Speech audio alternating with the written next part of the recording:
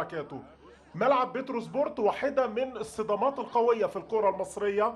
نادي الزمالك في ضيافة انبي النهاردة ضمن مواجهات المرحلة رقم 13 من الدوري الممتاز المصري، اللي الأبيض عنده فرصة كبيرة ان هو يروح للمقدمة بعد تعادل المقصة في مواجهة اليوم امام طلائع الجيش بنتيجة 1-1.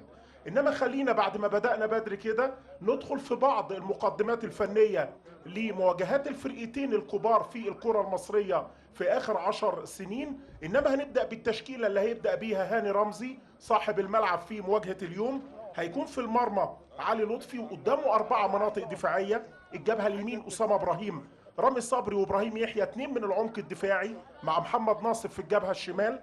معاهم محمود توبه اللي دخل التشكيله النهارده على حساب الموقوف صلاح سليمان.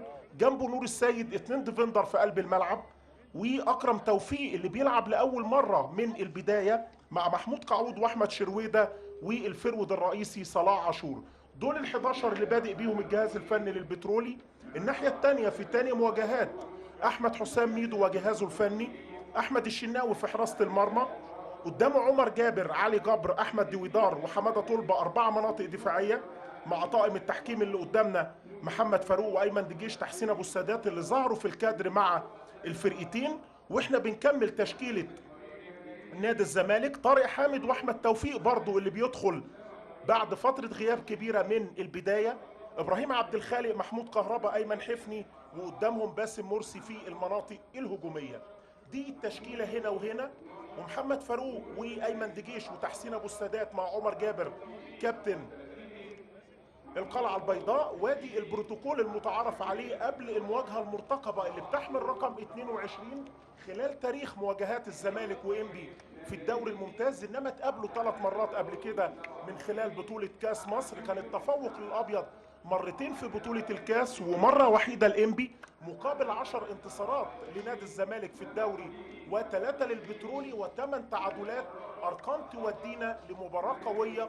مقدمات النهارده اللعيبه هنا وهنا عندهم الشخصيه والقدرات الفرديه ان هم يقدموا مباراه جيده بتعليمات 2 مدربين ليهم تجارب كبيره مع الكره الاوروبيه، سواء الكابتن هاني رمزي البدايه مع الدوري السويسري ثم 10 سنوات في الدوري الالماني، والناحيه الثانيه مشوار كبير لميدو في الدوريات الاوروبيه ما بين الدوري الايطالي والهولندي والاسباني. هنشوف كره النهارده مغلفه بافكار 2 مدربين شبان.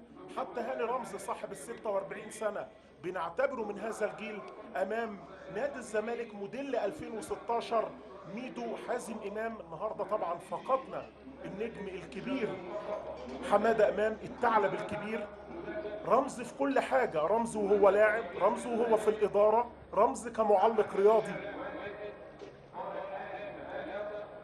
ادي التشكيله من المذيع الداخلي واحنا بنقول وبنتكلم على نجمنا الكبير الكابتن حماده امام.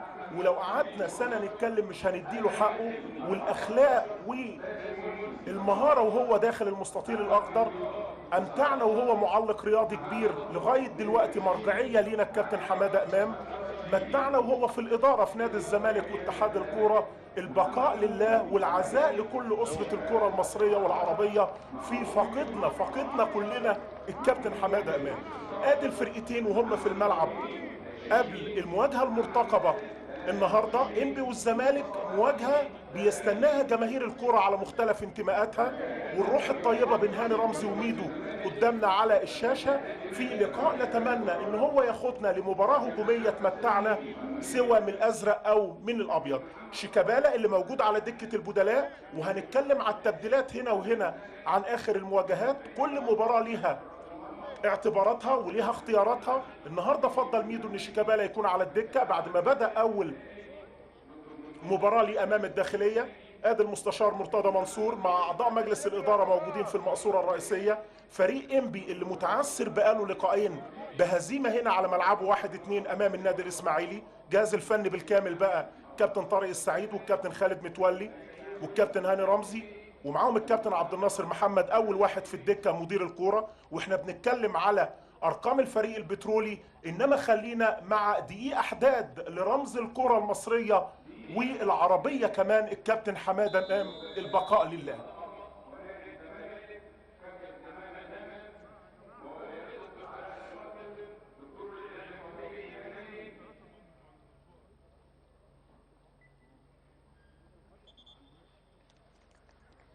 وقفنا الدقيقة الحداد ستبقى في القلب يا كابتن حمادة. كلنا متأثرين احنا في المجال الرياضي، سواء على مستوى التعليق سواء على مستوى الإدارة. قلت لحضراتكم هنزود الكلام، انما يستحق الكابتن حمادة والكلام هيبقى كتير عليه. انما خلينا مع احداث المباراة الفنية. برضو النهاردة بنقدم العزاء للدكتور علاء المقدم اخصائي العلاج الطبيعي لنادي انبي في وفاة المغفورة لها والدته. وهنبدأ على بركة الله المواجهة المرتقبة، المباراة رقم 4 في الاسبوع رقم 13. الزمالك على يمنا تمريرة عند كهربا، انما يقطع على طول اسامه ابراهيم اماميه لشرويده. عمل تغييرات برضو كتير الكابتن هاني رمزي النهارده، دخل شرويده من البدايه، اكرم توفيق في المناطق الاماميه، واحتفظ بره بوائل فراج ولما كولين اللي كانوا بياخدوا من البدايه في المواجهات الاخيره. انما قلت بعد هزيمتين سواء من نادي الاتحاد في الثواني والدقائق الاخيره خارج ملعبه، وقف اللعب. اول خبطه كده لباسم مرسي، كان معاه ابراهيم يحيى وبيطمن عليه محمد فاروق. وهنرجع لرمية التماس عند أسامة إبراهيم اللي واخد الواجبات النهاردة الدفاعية في الجبهة اليمين أمامية عند شرويدة، إنما يضغط عليهم حمادة طلبة لقدام يلعبها عند باسم مرسي، إنما تغطية دفاعية بياردتين واقف لورا رامي صبري. يرجع عند علي لطفي يشيل لقدام، طارق حامد يرد تاني. اللاعب دلوقتي اللي بيحطوه حطوا عليه التشكيلة طارق حامد، خلاص بقى هو الديفندر الأساسي اللي بيقدم كورة جيدة سواء على المستوى الدفاعي او لما يستلم ويروح لقدام. وحط جنبه بقى ميدو. اول التغييرات اللي عملها في التشكيلة اللي فاتت ابراهيم عبد الخالق من بداية لقاء الداخلية اللي فازوا بيه 2-0. انما عمر جابر من الجبهة اليمين يرجعوا تاني لورا عند علي جبر. احمد ديودار بعرض الملعب يحطها تاني لطارق حامد، النقطة المحورية في الاداء، يلمسها ويوديها لعلي جبر في الجبهة اليمين. مرحلة تحضيرية من جديد من ورا لقدام مع أول دقيقة ونص من بداية المباراة. وميدو من بدري هو اللي في المنطقة الفنية، وراه جهاز الفني بالكامل. طبعا مش هيبقى موجود الثعلب الصغير الكابتن حازم إمام رئيس جهاز الكورة. رمي التماس جاي ويلعب محمد ناصف عند محمود قعود، إنما يطلع تاني في الجبهة الشمال عند محمد ناصف، وتبقى رمي التماس في نفس المكان في اتجاه عمر جابر. رمي التماس لعمر جابر يرجع بيها لعلي جبر، نقلتين في المناطق الدفاعية. المواجهة رقم 22 في تاريخ لقاءات الدوري بين البترولي والزمالك، 10 انتصارات للأبيض و3 الإنبي. إنما آخر 5 مواجهات كان فيهم التفوق للفريق البترولي، والزمالك فضل 5 مواسم من 2005 2006 بيفوز رايح جاي. كهربا عرضيه في اول فقره هجوميه، رامي صبري التمركز ويطلع بدماغه، طارق حامد يظبطها تاني. بقول لحضراتكم خلاص طارق حامد هو الايقونه بتاعت نص الملعب كده، بنقول اسمه كتير، بيروح في الاماكن اللي فيها الكوره يعلقها كويس قوي. ايمن حفني بعرضيه يحطها الناحيه الثانيه في اتجاه كهربا، انما تغطيه كويسه من اسامه ابراهيم يحل بيها المشاكل الدفاعيه من بدري الى رمي التماس. 2 مدربين بنكهه الكره الاوروبيه على مستوى اللعب، هاني رمزي اللي كان قدامنا او ميدو اللي قلت لحضراتكم بداوا من فتره التسعينيات، حتى لو فارق السن والمراحل بين هاني رمزي وميدو، انما الاثنين اتزاملوا كتير في المنتخب. ياخدها تاني صلاح عاشور والضغط موجود الى خارج الملعب.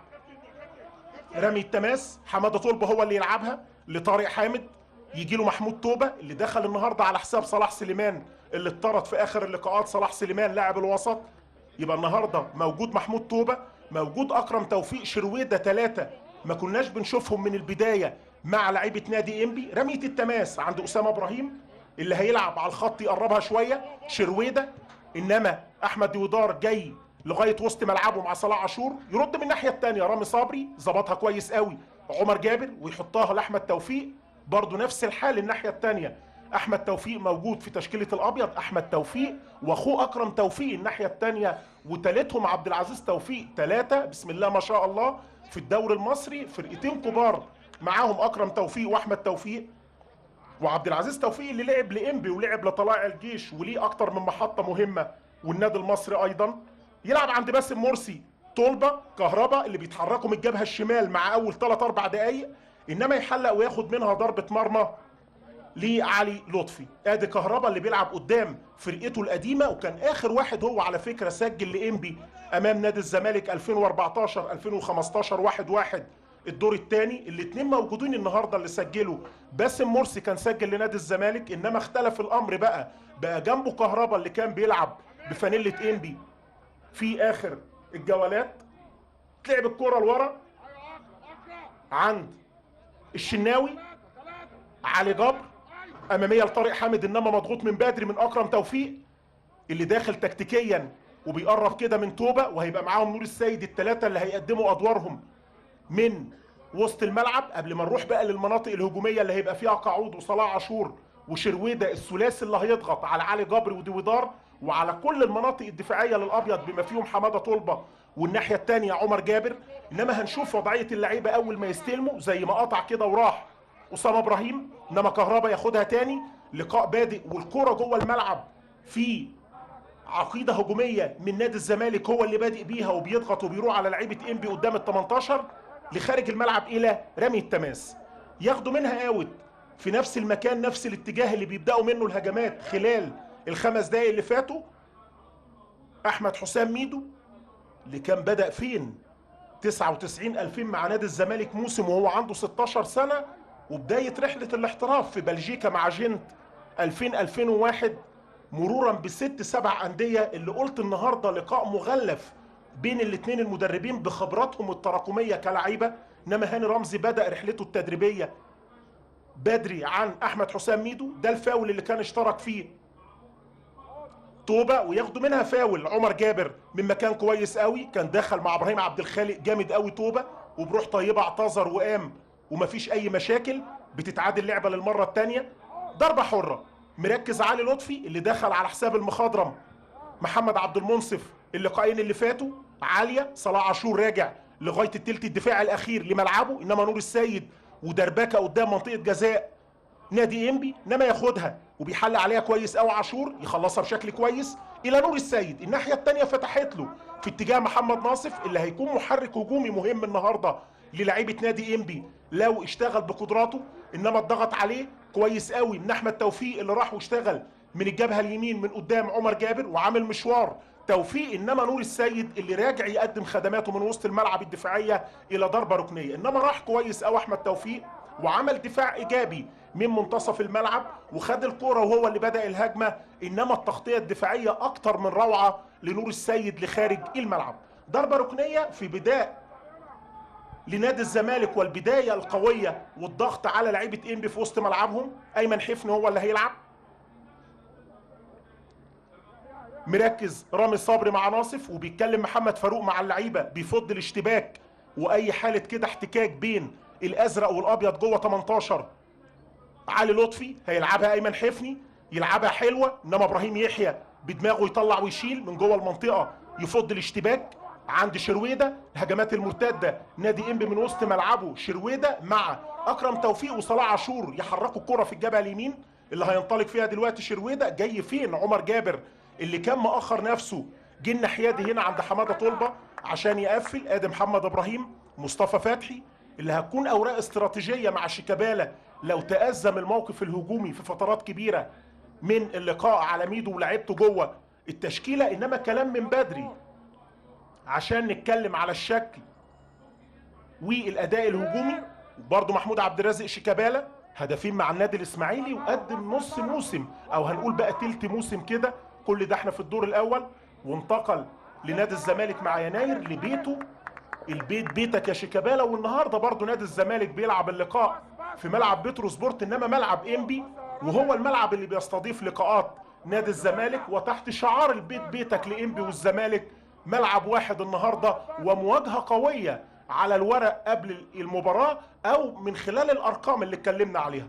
بره شفنا محمد كوفي ومعروف يوسف الاثنين برضه اللي على دكه بدلاء احمد حسام ميدو. علي جبر جاي من ورا لقدام، لسه ما حدش قرب منه يعمل معاه عمليه الربط. جاله ايمن حفني اللي سقط في وسط ملعبه، يرجع لورا تاني عند احمد ديويدار. احمد ديويدار، ابراهيم عبد الخالق، نقلتين كويسين.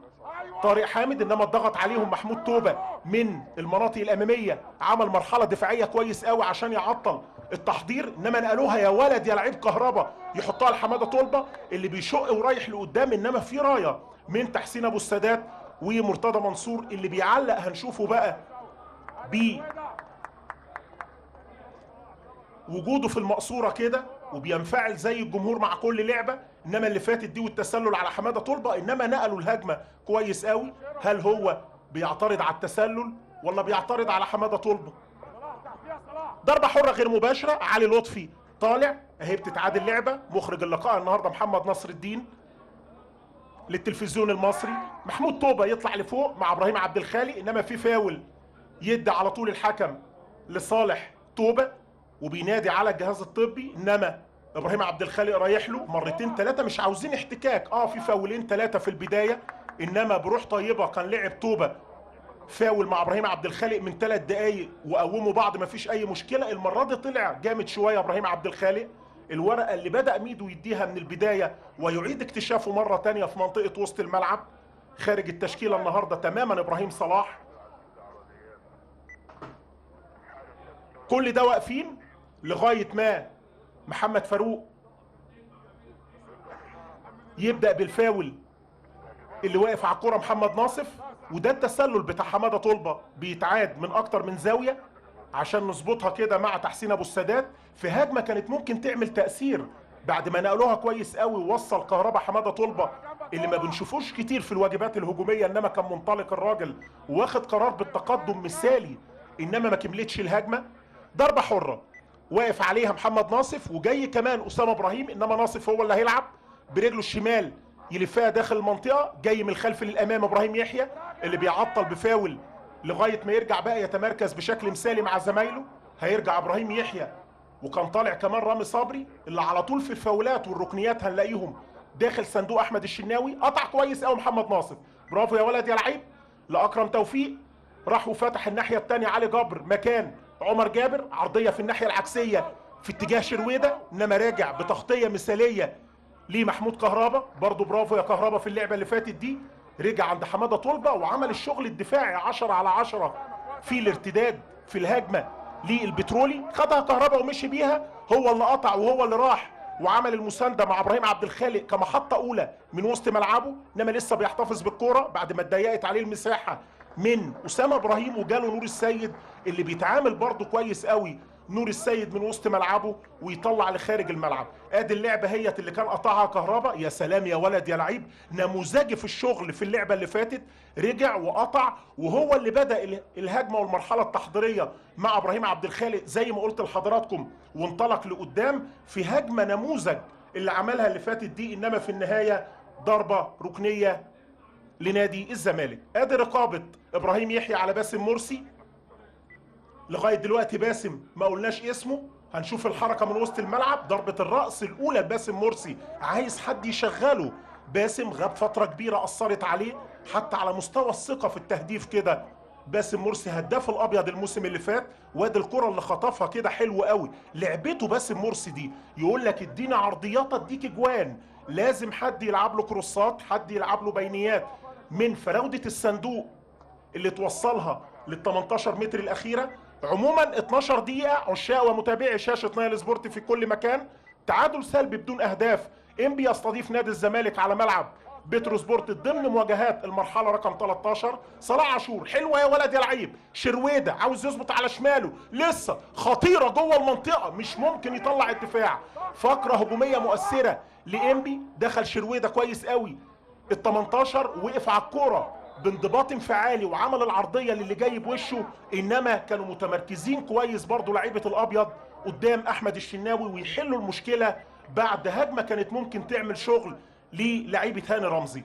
ده الفاول لباسم مرسي اللي بيتحركوا معاه ابراهيم يحيى لغايه وسط الملعب. هرب منهم شويه باسم مرسي وساب مساحات، انما عطلوه بفاول.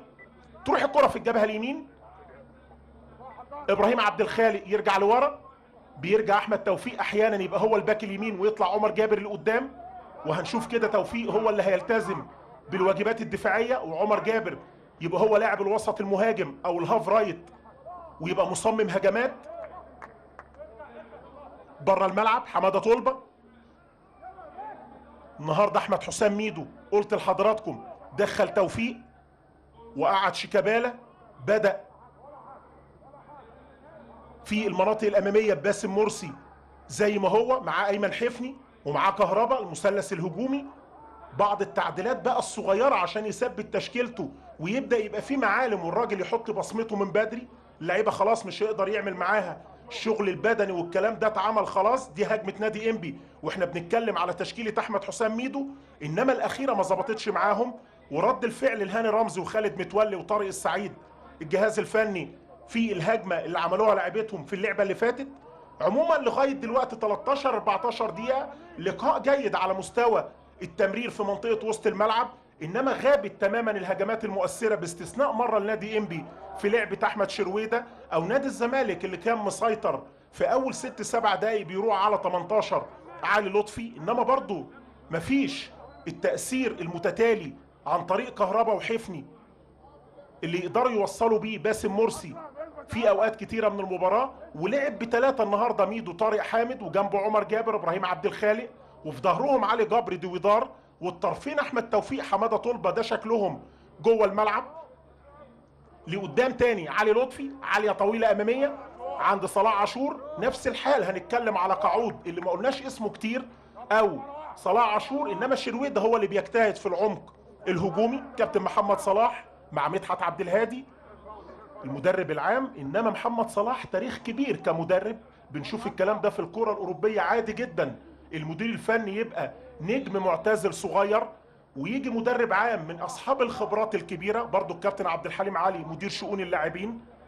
شفنا احنا على فكرة رود كرول النجم الهولندي الكبير اللي جه الكرة المصرية هنا مع نادي الزمالك والمنتخب الأولمبي والمنتخب الأول، ورجع على منتخب بلاده مساعد لمين بقى؟ لفرانك ريكارد. فرق بينهم يجي 15 سنة ولا حاجة، واشتغل مدرب مع ريكارد النجم الكبير في نهاية التسعينيات. اشتغل برضه مساعد في فترات كبيرة لنجوم صغيرة. نفس الحال فان باستن النجم الكبير بعد ما كان مدير فني المنتخب هولندا هيشتغل مدرب عام مع المدير الفني الحالي. بنتكلم عشان الجمهور بيسألك يقول لك محمد صلاح بقيمته باسمه، انما ده موجود على مستوى الكورة في كل حتة. علي جبر في الجبهة اليمين يحطها لاحمد توفيق اللي قلت لحضراتكم هو الباك اليمين الرئيسي، وبيطلع عمر جابر لقدام، انما مخطوفه تاني عملوا الضغط من المناطق الاماميه بشكل كويس قوي. اكرم توفيق لعيب حريف على فكره، اكرم اللي جوه الملعب دوت لعيب صغير 18 سنه مواليد 97. هنشوفه هيعمل ايه النهارده في مباراه كبيره الضغط عليه امام نادي الزمالك. محمد ناصف عرضيه في منتهى الخطوره، مش ممكن لخبطه دربكه، انما تروح للشناوي في النهايه. انبي يهدد مرمى الشناوي مرتين في اقل من 6 دقائق، وعرضيه محمد ناصف كانت ممكن تعمل مشكله في الهجمه اللي فاتت. لعبه في منتهى الخطوره بتتعاد تاني، وعلي جبر كده على القايم القريب الكرة خبطت وردت. بص شوف احمد دويدار علي جبري كانوا هيعملوا ازمه قدام الشناوي، انما القدر يبقى رحيم باحمد الشناوي ويمسك الكرة في هجمه في منتهى الخطوره اللي ممكن تبقى العرضيات حلول كتيره لفراوده الازرق والابيض في مواجهه اليوم. ترجع الكرة للشناوي من لعيبه انبي بعد ما طلعوها، ويلعب تاني لعلي جبر لقدام عند توفيق. طارق حامد الى عمر جابر، هل هيستمر عمر جابر هو اللي بيزيد وبيطلع لقدام وتوفيق هو الباك اليمين؟ ابراهيم عبد الخالق يفتح الملعب ناحيه حماده طلبه لكهربا اللي بيقدم لغايه دلوقتي ربع ساعه كويسه، انما المسانده مع زمايله هنشوف هتنتهي على ايه. ياخدها تاني محمد ناصف، بيروح كهربا انما احيانا بيطمع في الكوره كده. واهم حاجه اللمسات الاخيره في ال 18 متر بقى اللي قدام مرمى علي لطفي هيعملوها ازاي باسم مرسي وكهربا وايمن حفني اللي عليهم النهارده الواجبات الهجوميه، واللي هيقدروا يطوروا الاداء لقدام ويفاجئونا في اوقات كتيره من المباراه. 18 دقيقه تعادل سلبي بدون اهداف، يضغط على اسامه ابراهيم. هاني رمزي واحمد حسام ميدو هما الاثنين بقول لحضراتكم من البدايه هما اللي بيدوا التعليمات، وواقفين في مباراه مهمه. انبي عشان يخرج من سلسله الهزائم الاخيره سواء امام الاتحاد في الاسبوع رقم 12 او قبلها النادي الاسماعيلي هنا، اللقاء الوحيد اللي خسروه على ملعبهم على فكره كان امام النادي الاسماعيلي على نفس الملعب. نادي الزمالك عنده فرصه يروح للمقدمه بعد تعادل المقاصه اللي كان متصدر 24 نقطه، الزمالك 21 نقطه. والزمالك لو فاز متفوق بالاهداف هتبقى اول مره بعد الاسبوع رقم 13 وعنده لقاءين مؤجلين. تتلعب تاني رميه التماس من حماده طلبه انما هدي اللقاء مرة تانية على مستوى الشغل الهجومي، وغابت الهجمات من نادي الزمالك عن طريق المصممين حفني وكهربا. بيتكلم محمد فاروق مع هاني رمزي بحوار كده مفيش اي مشكله، وابتسامه من الكابتن هاني رمزي تمام كده. حتى لو الحكم منفعل يبقى المدير الفني عنده هدوء او العكس. دي لقطات قبل المباراه، كهربا مع زمايله بقى القدام، واحد من ناشئي النادي الاهلي وراح نادي انبي برضه وهو لسه تحت السن، انما بيرجع الفضل بقى في تألقه لمدربينه في الناشئين في النادي البترولي. على فكره كان الجهاز الفني بتاعه كده، ودايما على صفحات التواصل الاجتماعي يحط اسم طارق عبد الله، سامي ندى، اسامه حسن، نجم نادي انبي والزمالك اللي كانوا بيقودوه في قطاع الناشئين ووصلوه للفريق الاول. والتألق بقى اللي راح بيه المنتخب الاولمبي والمنتخب الاول محمود عبد المنعم كهربا. ضربه حره احمد ديويدار، هدي اللقاء هجوميا، انما شغل وتكتيك في منطقه وسط الملعب من الاثنين المدربين اللي عارفين قدرات بعض كويس قوي، وبيقفلوا تماما على المحاور الهجوميه عشان ما يوصلوش لمناطق صناعه الخطوره في المناطق الاماميه. طارق حامد يفتح الملعب لابراهيم عبد الخالق. بقى عندك دلوقتي لعيب فتوه، بلغه الكوره فتوه يعني لعيب ايه، هو اللي بينظم، هو اللي بيشيل، هو اللي بيعمل المراحل الدفاعيه طارق حامد. وعندك واحد مبتكر زي ابراهيم عبد الخالق يقدر يعمل باص لقدام يشغل زمايله. الناحيه الثانيه الواجبات دي بيقدمها نور السيد وجنبه محمود توبه، انما محمد ناصف من ورا المدافعين في منتهى الخطوره. اكرم توفيق اللي بيعدي كويس قوي، انما كان في رايه تسلل على محمود قعود، هو اللي كان منطلق على فكره في المكان والحته ديت، وياخدوا منها ضربه حره غير مباشره. ادي اللعبه النهارده مراقب اللقاء كابتن نجيب علي حكمنا الدولي السابق. وادي اللعبه، هل هيبقى فيها كلام؟ نص خطوه كده احمد حسام ميدو اللي هدي شويه بعد الهجمه اللي كانت ممكن تعمل خطوره بعد قرار التسلل. انما نادي الزمالك اللي خارج بثلاث نقاط مهمه امام الداخليه اللي كان بينافس المقاصه خلال 12 اسبوع فاتوا في مقدمه الجدول، وفوز مهم جدا مع جهاز فني جديد من ابناء النادي. قطع الكره صلاح عاشور في منتهى الخطوره، عاشور التسديده، انما الشناوي اتحرك كويس قوي خطوه كده وياخدها الشناوي في محاوله من الابتكار الفردي والعبقريه الخاصه لصلاح عاشور من بره ال 18.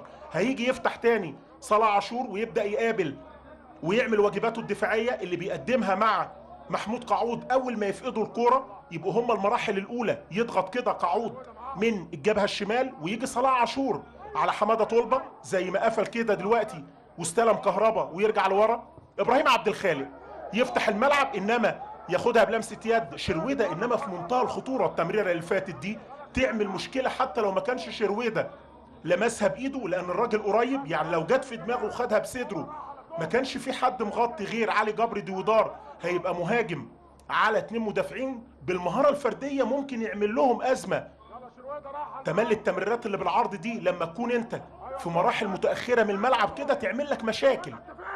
ابراهيم عبد الخالق احمد ديودار ماشي بيها الى عبد الخالق مره تانية، مرحله تحضيريه تقليديه مفيش ابتكار لغايه دلوقتي، 3-4 تمريرات يرجعوا بيهم. عشان كده بقول تحضير تقليدي ليه؟ محدش اتحرك، محدش جه واستلم وقرب من المناطق اللي فيها الكوره. نفس الحاله هو علي جبر لاحمد توفيق من الجبهه اليمين طالع له لقدام عمر جابر، يرجع تاني على علي جبر، انما هيطلع بره شرويده شكله كده الراجل كان مخبوط. قام الكابتن عبد الحليم علي مدير شؤون اللاعبين، واحد من الهدافين التاريخيين على فكره لنادي الزمالك. عبد الحليم علي كان هداف الدوري المصري موسم 2003 2004 ب 21 هدف، انما سجل كام جون؟ 83 جون خلال مسيرته مع نادي الزمالك في الدوري، رقم كبير بينافسوا فيه النجوم الكبار، جمال عبد الحميد، حسن شحاته، علي خليل، علاء الحمولي لما كان موجود في فتره الخمسينات والستينات. بنتكلم على واحد من النجوم الكبار عبد الحليم علي. كل ده بيتعالج شرويده واحنا بنتكلم على عبد الحليم. وهجمات نادي انبي اللي عملوا 3 مرات فقرات مؤثره على مرمى الشناوي على فترات متباعده من نص الشوط اللي احنا لعبناه 22 دقيقه. تعامل الشناوي اهوت في التسديده الاخيره ديت بشكل كويس في متناول ايديه، بيتحرك بياخد بيها الثقه. ودي اهم بقى الجمل اللي عملها نادي الزمالك كهربا اللي قطع في واحده مثاليه وبدا الهجمه بشكل كويس قوي، وراح منين من اخر 10 متر في ملعبه لغايه ما بدا الهجمه مع ابراهيم عبد الخالق. كلام يقدر يتكلم عليه الاستوديو التحليلي بشكل افضل مننا. ادي محمود كهربا وكان ضاغط عليه اسامه ابراهيم، واللقاء باين اداء اللعيبه على المستشار مرتضى منصور. ترجع الكره لورا عند الشناوي، احمد دويدار، ابراهيم عبد الخالق يمشي ويعدي بيها، اللي بيميل دايما على حماده طلبه. محمود كهربا من وسط ملعبه، انما اكرم توفيق اللي جه جنب نور السيد ياخد فاول. اللاعب الصغير حتى هو الكادر لما يجي عليه شكله باين. الراجل بقول لحضراتكم مواليد 97، 18 سنه، برضو واحد من اللعيبه اللي بيديها النهارده الكابتن هاني رمزي ياخد الثقه، انما كان بيبقى موجود على دكه البدلاء في اللقاءات كلها اللي فاتت. تتلعب الكره تاني عند نور السيد، هيبص عند اسامه ابراهيم يحطها طويله اماميه. حماده طلبه متمركز بشكل كويس يطلع بدماغه، انما يسيطر عليها تاني صلاح عاشور بوش رجله الخارجي الى نور السيد. لو بص الناحيه التانيه فضل مكان تماما عند ناصف، لف كده نص لفه ورجع تاني اكرم على نور السيد، وارتد لعيبه نادي الزمالك على وسط ملعبهم العشر لعيبه يبداوا الدفاع. تمريره بينيه في منتهى الخطوره، انما طالع الشناوي ويمسك الكوره من قبل محمود قعود. انما هنشوف كان في قرار بتسلل فعلا. ايمن دجيش كان رافع على محمود قعود اللي بيعمل انطلاقات مؤثره من الجبهه الشمال. قعود واحد من الهدافين على فكره قدام الفرق الكبيره دائما وابدا، سجل في نادي الزمالك الموسم اللي فات وسجل في النادي الاهلي ايضا في لقاءات البترولي امام الاثنين الكبار. محمود قعود اللي بيلعب في الجبهه الشمال الهجوميه. انما هنشوف النهارده واقع المباراه هيودينا لفين. انسى كل الارقام وانسى كل الحكايات في مباراه جديده بلعيبه ممكن 80 90% اتغيروا من تشكيله اخر المواجهات. انما اسامه ابراهيم من الجبهه اليمين يلعبها لقدام تاني عند عاشور. ابراهيم عبد الخالق يجي مع حماده طلبه في نفس المكان وفي نفس البدايه لكهربا، عملوا مثلث وضغط، انما يرجع توبه يسند. عدى كويس قوي كهربا، هيقف جنب الرايه الركنيه يستفيد، يا ياخد ضربه ركنيه يا يعمل عرضيه ويسند مع زمايله. انما التمريره ما ظبطتش معاه بعد المجهود الكبير اللي عمله كهربا. اماميه تاني، اول ما يمسكوا الكوره يبصوا على شرويده يقطع ويرجع لعلي جبر عند الشناوي. هناك عند ايمن حفني اللي متعطله تماما النهارده قدراته الهجوميه والفرديه نتيجه لعمليه الربط من وسط الملعب. ما بيقدروش يوصلوا لايمن حفني. ادي ميدو هو بيقول لهم اضغطوا لقدام وقابلوا من قدام، ما تدوش فرصه ان هم يروحوا تاني على وسط الملعب. الاشارات بتاعت الكوره مفهومه، سواء ان هم يضغطوا بقى اول ما يستلم انبي او لما يستلموا الكوره يروحوا على وسط الملعب على اقل تقدير يخفوا عمليه السيطره المتبادله. لغايه دلوقتي لقاء متكافئ، ما تقدرش تقول مين اللي يسجل مين اللي يهدف، انما اللعيبه اللي اتفاجئنا موجوده. موجود عاشور، موجود قعود، موجود شرويده، والناحيه الثانيه ثلاثي اضواء ال 18 ايمن حفني باسم مرسي كهربا. وعلى الدكه بقى اسامي ايه؟ شيكابالا، مصطفى فتحي، حاجه تخض النهارده دكه نادي الزمالك. محمد ابراهيم، محمد سالم، لا يقل قدرات فنيه عن اللي موجودين. ده الفاول اللي خد منه كهربا من ابراهيم يحيى. بنقرب من 26 دقيقه تعادل بدون اهداف في لقاء هيد الريتم مره تانيه، وبقى اللعب كله في منطقه وسط الملعب بسيطره متبادله. تدخل جامد قوي هيدي انذار في اعتقاد لطارق حامد، فعلا كارت. محمد فاروق تدخل جامد واشتباك عنيف من طارق. ادي هو طارق حامد، جامده فعلا داخل مع اكرم توفيق. وادي طارق حامد جامده بقى، ده اسمه كلام. جامده جامده يا طارق، دي لعيب كويس. وقلت هو فتوه وسط الملعب، انما فتوه بايه؟ فتوه بيقطع الكره كويس، بينقل لزمايله، هو اللي بيعمل الشغل الدفاعي من قبل المناطق الخلفيه. انما ده بقى فتوه بانذار طارق حامد، واحد من المجيدين طوال الاسابيع اللي فاتت مع ابناء 100 عقبه. ضربه حره عند رامي صبري، وحوار وتداول بين احمد حسام ميدو، محمد صلاح، ومدحت عبد الهادي. انما خارج الملعب الى ضربه ركنيه. اكرم توبه، ايوه كده ناصر. ضربه ركنيه لنادي انبي. بيتكلم حماده طلبه مع طارق حامد مع علي جبر داخل ال 18.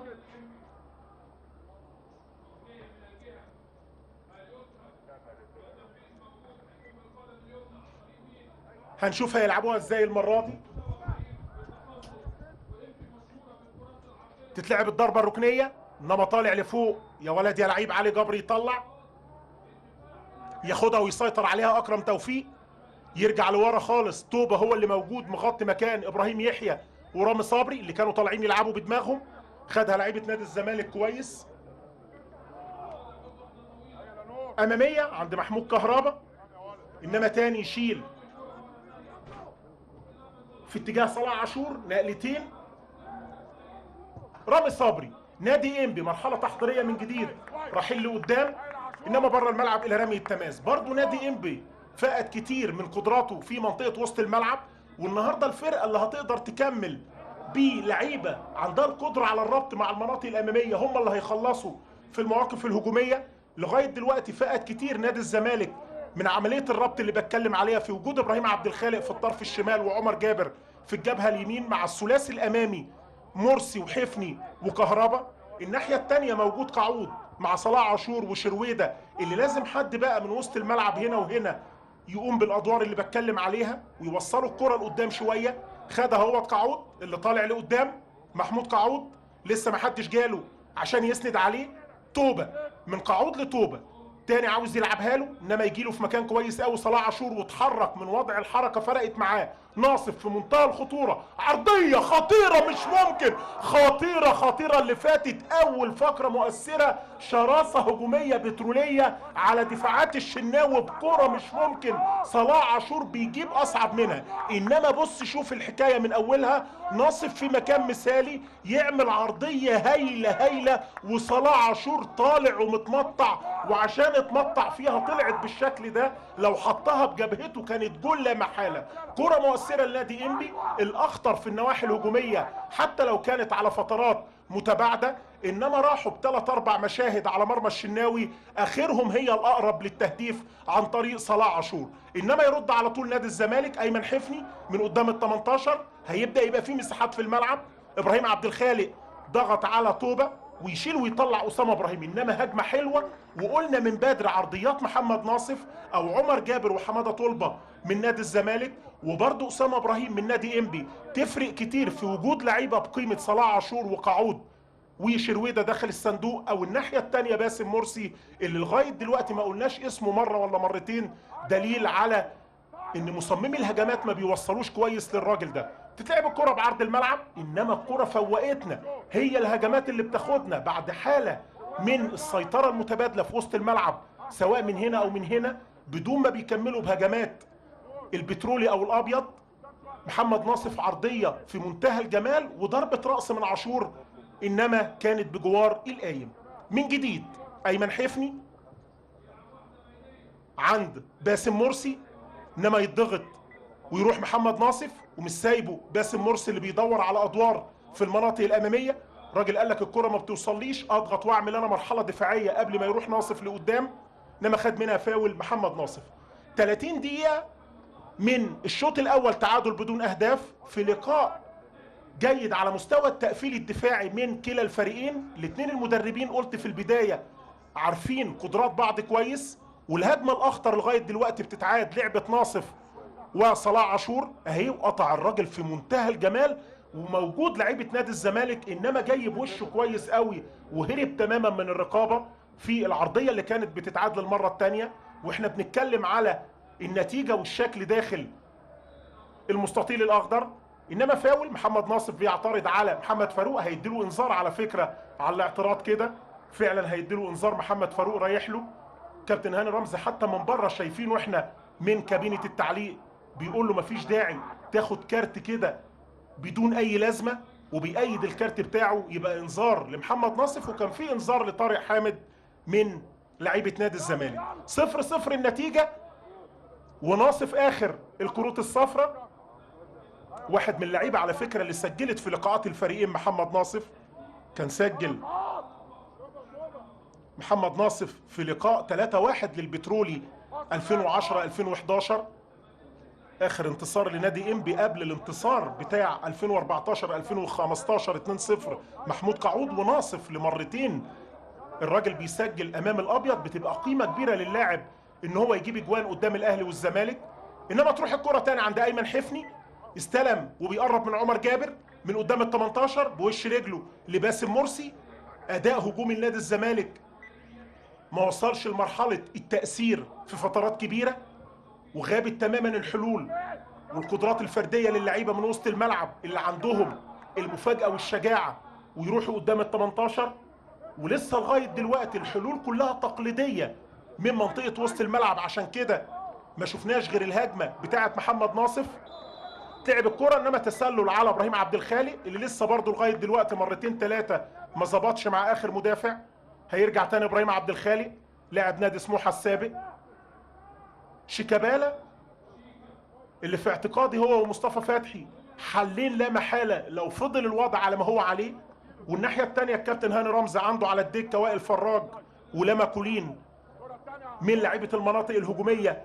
لو الراجل حب يطور من استراتيجيه ادائه في ال 30 متر الاماميه، عاليه طويله عند شرويده طالع معاه حماده طلبه، انما تقف الكره قدامه يعليها لقدام عند باسم، انما رامي صبري يطلع على مرتين في وسط الملعب من جديد يسيطر عليها طارق حامد. برافو يا ولد يا لعيب. ويفتح الناحيه الثانيه لاحمد توفيق الباك اليمين الرئيس النهارده في وجود عمر جابر من وسط الملعب لايمن حفني. ايمن ومهاراته التمريره البينيه. فين ايمن حفني؟ فين ايمن بتاع الماتشين اللي فاتوا؟ كانت كلمه السر ايمن حفني مصطفى فتحي. قلت لحضراتكم دايما الاثنين كده، شركه حفني وفتحي للمهارات والاجوان والكباري كمان. انما النهارده غابت المهارات وغابت الاجوان وغايب مصطفى فتحي على الدكه. ده حوار بين الاثنين اللي اخوات، انما مفيش في اللقاء اخوات. الصغير اكرم توفيق مع انبي واحمد توفيق مع نادي الزمالك، وكبرهم بقى عبد العزيز توفيق اللي كان مع الفريق البترولي قلت لحضراتكم وانتقل للمصري وطلائع الجيش وبيكمل رحلته في الدوري الممتاز. عبد العزيز توفيق يشيل محمد ناصف ويعليها، انما ياخدها تاني طارق حامد هيطلع بره. بعد ما وقف كده هنشوف لاعب نادي انبي ورايح يطمن محمد فاروق. دي لعبه كهربا اللي كان خدها بكعبه وراح لقدام. محمد صلاح وحوار منطقي مع ميدو في تعديل طريقه الاداء، انما شكل ميدو قاعد كده مش عاجبه الاداء. وهنشوف كلام محمد صلاح هيغير في الواقع الهجومي. كابتن هاني رمزي من البدايه في المنطقه الفنيه هو اللي بيدي التعليمات. 125 مباراه دوليه لهاني رمزي، تاريخ كبير. حته تخرجنا من اللقاء شويه، طالما اللقاء ما بيبقاش حلو في الملعب ممكن يبقى حلو في المدرجات، فطلعنا على طول المخرج يلا رجاله يلا رجاله تاني يلا شرويده لمدرجات ملعب بترو سبورت. ترجع الكره للشناوي، انما اخطر الهجمات لغايه دلوقتي هجمه محمد ناصف ورأسيه صلاح عاشور وتسديدتين من بره ال 18 لتهديد مرمى الشناوي. مرتضى منصور قدامنا اللي عمل توليفه وتشكيله في اخر موسمين للابيض، خدوا بطولتين الكبار للكره المصريه دوري وكاس. تعب الكره تاني في الجبهه اليمين، ايمن حفني من وسط ملعبه يمشيها لطارق حامد، النقطه المحوريه في الاداء، يفتح ملعبه لحماده طلبه على الارض تاني عند ابراهيم عبد الخالق، انما بره اسامه ابراهيم يطلع ويزق الى اوت. رمي التماس حماده طلبه لطارق حامد من جديد. نادي الزمالك ضاغط وانسحاب تكتيكي للاعيبه انبي في وسط ملعبهم الاخير من قدام مرمى علي لطفي. اللي قلت لحضراتكم بادئ النهارده على حساب محمد عبد المنصف في اخر لقاءين. علي لطفي محمد ابو جبل حارس انبي السابق اللي كان موجود مع نادي الزمالك، انما النهارده جنش هو اللي على دكه البدلاء. لعيبه كتير لعبت من هنا وهنا، من الابيض للبترولي او العكس من البترولي للابيض. كان ابرزهم طبعا عمرو زكي الفرود الخطير لمنتخب مصر، اسامه حسن الباك الشمال اللي جه مع نادي الزمالك 2006 و2007 خد معاهم بطولات.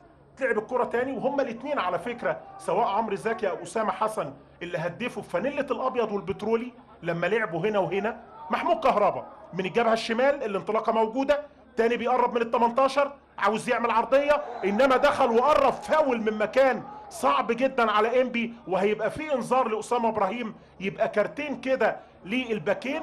الظهير الايسر كان خد محمد ناصف كارت من 5-6 دقايق، وادي اسامه ابراهيم اللي بيلعب وبيقدم خدماته الدفاعيه جامده جامده. اللي فاتت ايه، نص يارده كانت هتبقى ضربه جزاء، مش ممكن تهور من اسامه ابراهيم، ولو جوه سنه كان هيبقى القرار لا محاله ركله جزاء لكهربا في هجمه للاعب الافضل لغايه دلوقتي في العقيده الهجوميه. هو اللي بيروح، هو اللي بيأثر، انما المسانده برضو في المراحل الاخيره مش بالشكل المطلوب.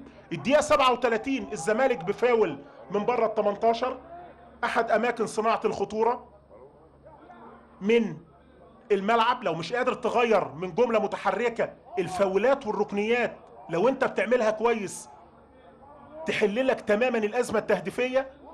محمد ناصف ماسك ديودار السنتر هاف اللي جاي من الاربعه المناطق الدفاعيه عشان يلعب بدماغه، لمسوها البعض، عمر جابر على الارض، انما يطلع الدفاع من بره. تسديده جامده جامده من طارق حامد، انما تعلى كده. ركز في القوه، بعدت عن المهاره، انما كانت ممكن تعمل تاثير على مرمى علي لطفي. محاوله من الضربه الحره اللي فاتت اصطادها طارق حامد اللي بيكلم زمايله يقفوا تاني يتمركزوا في وسط الملعب. بتتعادل لعبه، جمله كده متفقين عليها، انما عمر جابر على فكره كان عاوز يعملها بشكل افضل من كده. رجله يمكن زي ما شفنا كده خبطت في الارض، ما طلعتش بالشكل اللي هو عايزه. يلعب لقدام علي لطفي، عاليه طويله اماميه لشرويده. كهربا من قبل اسامه ابراهيم، انما ابراهيم يحيى ويعملوا فاول تاني. بيتعاملوا مع كهربا على طول بفاولات، سرعته فارقه وبيروح وبيقرب. انما هنشوف تاني لعبة كهربا مع اسامه ابراهيم. خرج على فكرة محمود عبد المنعم كهربا يغير الحذاء بتاعه، ممكن يكون في مشكلة ولا حاجة. رايح له كده الحكم الرابع لو جه الكادر بره على خط التماس بعد اللعبة اللي فاتت ديت. بتتعاد لعبة اسامه ابراهيم وكهربا. فاولات لنادي الزمالك من مناطق مهمة في الملعب لم تستغل بالشكل الامثل لغاية دلوقتي. لسه كهربا بره بيغير الحذاء، يمكن غير الفردة اليمين بس، يمكن تظبط معاه، يمكن الفردة دي بتاعت الاجوان بقى.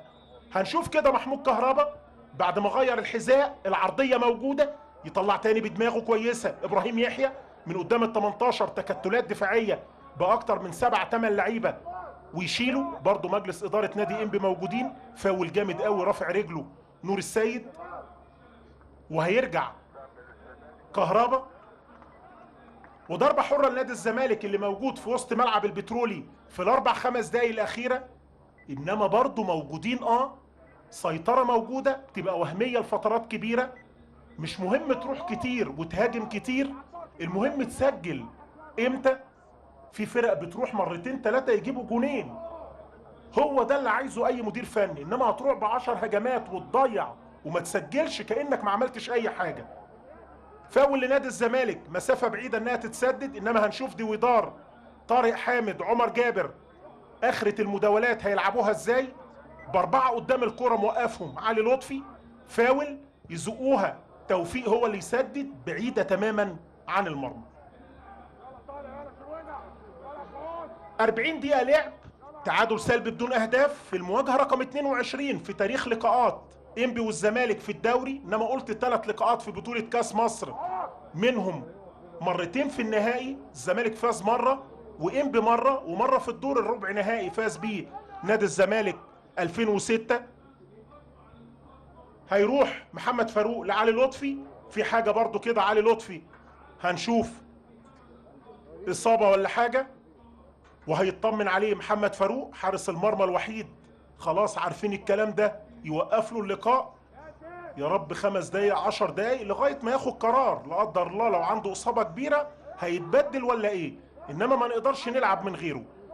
شفنا برضو لقطه كهربا، ودي حوارات واشتباكات اللعيبه اثناء ال40 دقيقه لعب.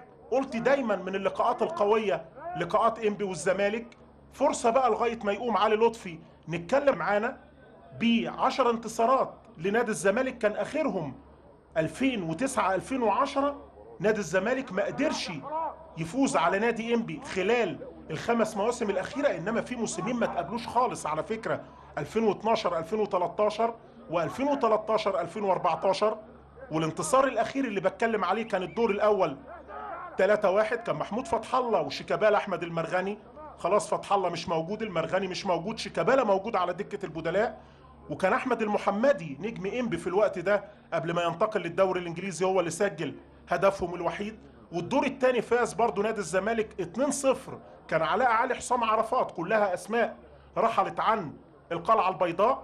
خلاص قام علي لطفي، نسيب الارقام والحكايات ونرجع للمواجهة اللي كنا نتمنى انها تكون اقوى من كده على مستوى الشغل والاداء الهجومي من كلا الفريقين. وكل مباراة لها اعتباراتها. قلت ميدو وهاني رمزي حافظين بعض كويس. ميدو من اول الموسم موجود مع النادي الاسماعيلي، انما رحل على فكرة قبل مواجهة انبي والاسماعيلي. هنا كان موجود بقى اشرف خضر مع النادي الاسماعيلي، والنهارده بيأملهم كمدير فني لنادي الزمالك. محمد ناصف من الجبهة الشمال، بداية الهجمة من جديد بيقربوا بيها بالضغط على عمر جابر وتوفيق اللي رجع يقدم. عمر جابر خدماته الدفاعية مع احمد توفيق، ياخدها ايمن حفني اللي نزل لهم وياخد منها ضربة حرة. فاول على اكرم توفيق. قلنا 3 انذارات، 1 طارق حامد من نادي الزمالك و2 للاطراف الدفاعية محمد ناصف واسامة ابراهيم لنادي انبي. ابراهيم عبد الخالق يستلم ومايل على حمادة طلبة، هيبص لقدام ويوصل ولا يلعب للقريب. طارق حامد يقرب شويه مع طارق بوش رجله لعلي جبر بعرض الملعب. علي هيروح ويقرب برضو الناحيه الثانيه في الاتجاه بتاع ايمن حفني وعمر جابر. استلم حلو قوي بمهاره، عاوز يحطها من ورا محمد ناصف لعمر جابر. لو عمل انطلاقات هيقدر يعمل عرضيات لباسم مرسي، انما لسه جوه الملعب يلحقها كويس قوي. برافو يا عمر. تاني يلعبها لايمن حفني. بقى 3 مدافعين بيضغطوا على عمر جابر وحفني وياخدوا منها ضربه ركنيه في النهايه. ضربه ركنيه ايمن حفني هيلعبها برجله الشمال كالعاده عشان تلف معاه وتعمل الواو. خلاص اقل من دقيقتين تقريبا على نهايه الشوط الاول. الزمالك بيحاول يتقدم انما بدون عقيده حقيقيه. يلعب حلوه العرضيه، طالع لفوق ويشيل بدماغه اسامه ابراهيم اللي دخل لجوه كويس ويطلع اللي فاتت. باسم مرسي، باسم فتح وجاي مقرب على اسامه اللي كان شالها بدماغه وكمل تاني في مكانه. باسم بيحلق على الكوره، مين اللي جاله عشان يسند معاه؟ عاوز ياخد منها يا ضربه ركنيه يا يقرب كده لكهربا، انما في فاول في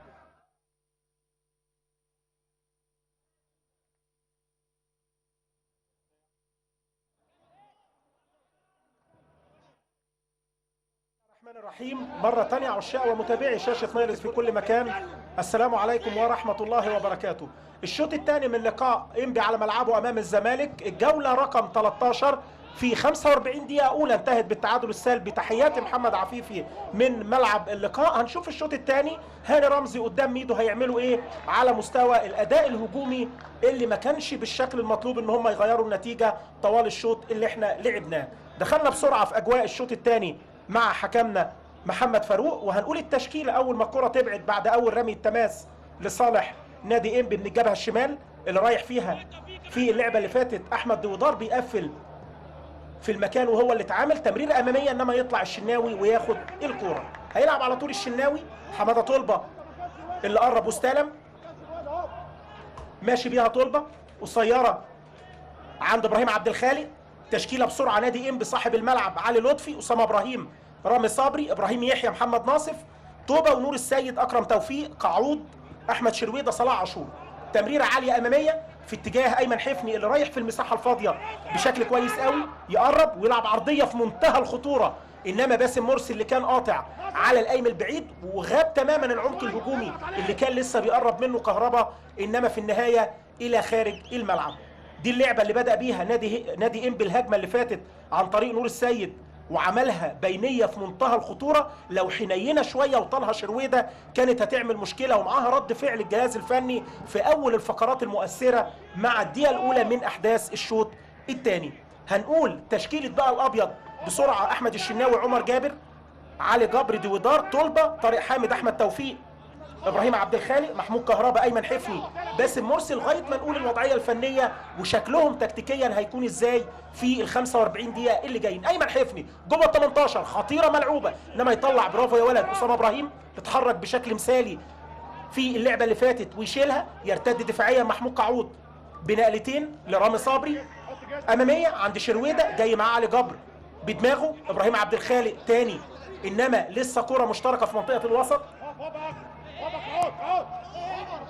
ينقلوها لايمن حفني اللي بيلعبها لباسم مرسي، حلوه خطيره، الزاويه ضيقه، العرضيه مش ممكن اللي فاتت خطيره لباسم مرسي، انما الى خارج الملعب في فقره برضو مهمه لنادي الزمالك مع البدايه. ممكن الشوط الثاني يكون افضل، فكوا الفرقتين مع البدايه، اول دقيقه كانت من نصيب انبي بالبينيه اللي طلع الشناوي خدها، وادي تمريرات ايمن حفني اللي تعمل لك التاثير وتفك لك تماما التكتل الدفاعي بتحركات باسم مرسي او كهربا. عرضيه انما المره الثانيه يعملها علي لطفي تعمل له ازمه داخل ال 18 ويشيل الدفاع البترولي بره الملعب. بدايه هجوميه من هنا ومن هنا، نادي الزمالك في دقيقتين بيضغط وانسحاب اجباري للعيبه الازرق قدام 18 علي لطفي، انما اللعبه اللي عملها ايمن حفني هي اللي خدت على طول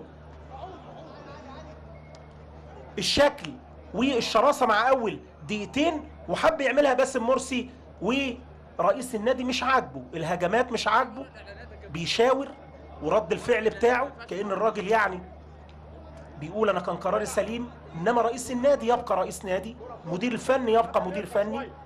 رمي التماس مستني احمد توفيق، ادي اللعبه وادي باسم مرسي اللي ما كانش راضي عنها المستشار في اللقطه اللي فاتت، بيبان على طول رد الفعل.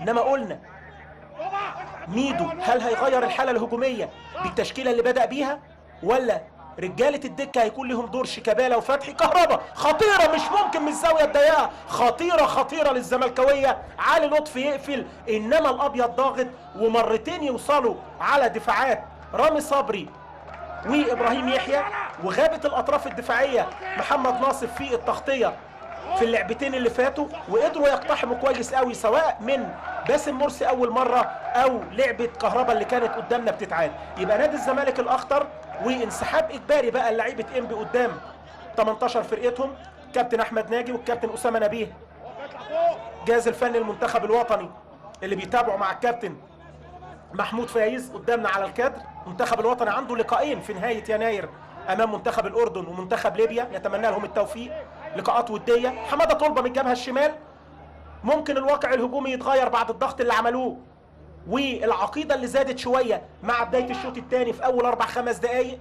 الجبهه اليمين هي اللي عملت التاثير اللي فيها ايمن حفني وبيقرب منه باسم مرسي ويميل شويه جوه ال 18. الزمالك بقى اخطر، الزمالك هو اللي بيقرب، ونادي انبي هنشوف هيستغل المساحات اللي هتبقى موجوده في وسط الملعب دلوقتي بعد تقدم الخطوط للابيض شويه لقدام، وبدا يزق ابراهيم عبد الخالق مع عمر جابر، وسايبين طارق حامد اللي يقدم ادواره الدفاعيه من قدام الاربعه الديفنس. بره الملعب محمد ناصف، هنشوف رميه التماس هياخد منها عمر جابر.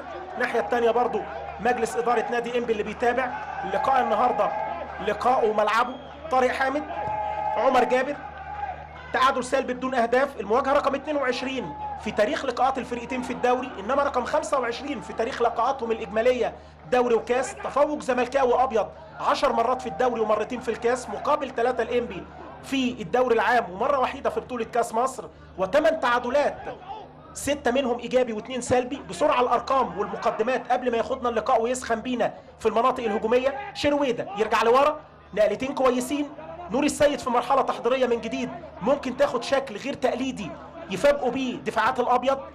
رامي صبري جاي من المناطق الدفاعيه لصلاح عاشور، انما يوصلوا كويس لغايه ال 18. الحته الاخيره محمد ناصف عرضيه، يا سلام يا شناوي، حلوه العرضيه، حلوه يا شناوي، خطيره اللي فاتت، انما تحرك نموذجي من الشناوي من تحت الثلاث خشبات في اختبار جيد جدا، في عرضيه تبقى صعبه على حراس المرمى في المستوى ده، يقدرها كويس الاجوان ومدربين الحراس، ويتكلم عليها كابتننا الكبير الكابتن احمد شوبير في الاستوديو التحليلي. شرويده من الجبهه اليمين، عرضيه في منتهى الخطوره، قعود مش ممكن اللي فاتت بقى، ده اسمه كلام. خطيره الانبي ويضيع قعود واحده، كان ممكن يتعامل افضل من كده. لقاء بقى حلو، هجمات هنا وهجمات هنا، صوتنا عالي مرتين وفوقنا بعد هجمات الزمالك ورد عليهم انبي مرتين بعرضيات من الجبهه الشمال مره محمد ناصف وبعدين من الجبهه اليمين، انما محمود قعود يتصرف بشكل سيء في العرضيه اللي جات له، خدها ناصف تاني ورجع لعيبه نادي الزمالك يتمركزوا قدام 18 الشناوي. صلاح عاشور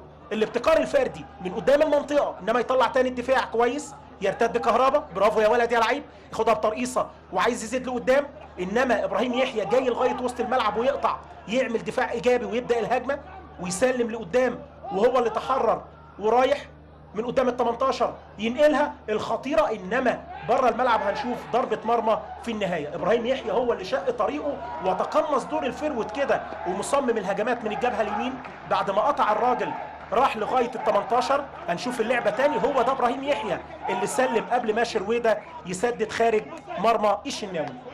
يبقى بدايه جيده في السبع 8 دقايق اللي فاتوا. راح نادي الزمالك مرتين مع اول دقيقتين ايمن حفني كهربا، ورد على طول البترولي بعرضيه محمد ناصف اللي عملها، انما اتعامل معاها الشناوي، والكره اللي قلشها وجلاها كمان محمود قعود من عرضيه الجبهه اليمين. كهربا رايح وضاغط على اسامه ابراهيم، ياخد منها رمي التماس. شيكابالا اول الحلول، شيكابالا كتبديل منطقي لنادي الزمالك عشان يغير له الحاله الهجوميه. هيسحب مين في اعتقادي بقى؟ هياخد ابراهيم عبد الخالق من الجبهه الشمال الهجوميه، ولا عمر جابر ويعمل تبديلات جوه الملعب، ولا يرجع بقى؟ هنشوف. ادي احمد توفيق هيخرج ويرجع عمر جابر باك يمين. لسه بنقول الاحتمالات كده لتبديلات احمد حسام ميدو. يبقى شيكابالا هيبقى مصمم هجمات في منطقه وسط الملعب، عمر جابر هيقدم خدماته على المستوى الدفاعي كباك يمين رئيسي بعد ما خرج احمد توفيق اللي كان بادئ النهارده هو الظهير الايمن. يبقى عمر جابر رجع لورا، شيكابالا هيبدا يكمل لقدام مع كهربا وايمن حفني وباسم مرسي. هتكون الاطراف لشيكابالا، وهيجي بقى ايمن حفني من العمق، وجي كهربا دلوقتي. الثلاثه اتحركوا في الكوره بشكل كويس قوي، انما كهربا هو اللي يستلم، يعلقها عرضيه بعدت عن مناطق التاثير عند حماده طلبه. كان ممكن يلعب افضل من كده كهربا لو بص ونشن على باسم مرسي اللي بيغيب على طول اول ما يفتقد عمليه التمرير من زمايله من منطقه وسط الملعب. بتكلم على باسم او العرضيات، زي ما خطف واحده في الشوط الاول من الضربه الركنيه. تمريره وحشه قوي من حفني، عاوز يلعبها لشيكابالا. جمهور الزمالك يقول لك تاني التبديلات على طول مصطفى فتحي، وهم مغمضين عايزين حد يشتغل ويأثر قدام في ظل حاله الدفاع المنظم اللي عاملها هاني رمزي ولاعيبته قدام 18 حارس المرمى علي لطفي. ادي احمد حسام ميدو قلع الجاكيت خلاص، الراجل سخن كده مع بدايه الشوط الثاني. جو جميل اللي بنلعب فيه بعد يومين 3 برد في الايام اللي فاتت. حماده طلبه من الجبهه الشمال، احمد ديويدار في المناطق الخلفيه يرجعوا بعد ما اتضغط عليهم من صلاح عاشور وشرويده. ملعوبه الكوره عند عمر جابر، انما ياخد منها رمي التماس. عمر جابر لسه ميدو الكادر على المدير الفني في تاني لقاءاته بعد لقاء الداخليه اللي كان مؤجل من المرحله رقم 5 وفازوا 2-0. ايمن حفني محمد سالم، موجود حفني في التشكيله الرئيسيه في مباراه اليوم. محمد سالم على الدكه برضه بره، ممكن واحد يبقى من الحلول الهجوميه زي ما اتكلمنا على مصطفى فتحي. وما زال هاني رمزي بيلعب بالتشكيله اللي بدا بيها. من الجبهه اليمين صلاح عاشور اللي بيجتهد في حدود المتاح، يلعبها لاسامه ابراهيم كويس قوي. العرضيه انما برضه جامده زي ما قلنا في لعبه كهربا الناحيه الثانيه كانت تبقى احن من كده. برضه اسامه ابراهيم ما نشنش على الفراوده اللي موجودين داخل الصندوق. دي الاعاده واللعبه اللي كان فيها محمد ناصف مع شيكابالا. مايل دلوقتي شيكابالا على الجبهه اليمين الهجوميه لنادي الزمالك، والباك الشمال محمد ناصف هو اللي هيبدا يضغط عليه. انما المرحله الاولى هتكون من وسط الملعب. شيكابالا يهرب ويستلم، يقرب، عاوز يعملها لباسم مرسي، ما لفتش كده، عاوز يعملها بوش رجله الخارجي، انما تبقى برضه لجوه شويه، بيعملها حلو وهو ماشي، انما فتحت منه وصلت لعلي لطفي وكان مقتحم باسم مرسي من قدام ال 18. طويله اماميه، علي جبر مكتف شرويده وياخد منها فاول. كان في 3 انذارات في الشوط الاول، مرتين دفاعيه محمد ناصف واسامه ابراهيم، ومره وحيده طارق حامد الديفندر الرئيسي لابناء 100 عقبه. ضربه حره من مكان كويس خد منها اكرم توفيق اللي كان منطلق، انما دي الهجمه اللي قبلها اللي راحت لشرويده الخطيره اللي عملها وبشكل غريب. قعود كان عاوز يسدد برجله اليمين، جلاها وخبطت في رجله الشمال وطلعت بالشكل ده في واحده من الفقرات المهمه لنادي انبي مع ال11 دقيقه اللي احنا لعبناهم. ضربه حره من مكان كويس قوي، 0-0 النتيجه. انبي على ملعبه يستضيف نادي الزمالك في واحده من الصدمات القويه للكره المصريه في اخر 12-13 موسم. غيروا واقع الكوره. انبي حرس الحدود، طلائع الجيش، بتروجيت اللي ظهروا طوال 10 مواسم وتواجدوا في الدوري الممتاز، فرق كبيره لها اسماء وتاريخ في الدرجه الثانيه ما قعدتش دي متتاليه في الدوري. ابراهيم يحيى تسديده انما يا دوبك حلوه يا ولد، شكلها حلو. ابراهيم يحيى السنتر هاف الثاني جنب رامي صبري اهو، عملها وجايه كده من فوق لتحت، يعني كانت ممكن تسقط بتخدع حراس المرمى، انما ضربه مرمى في النهايه.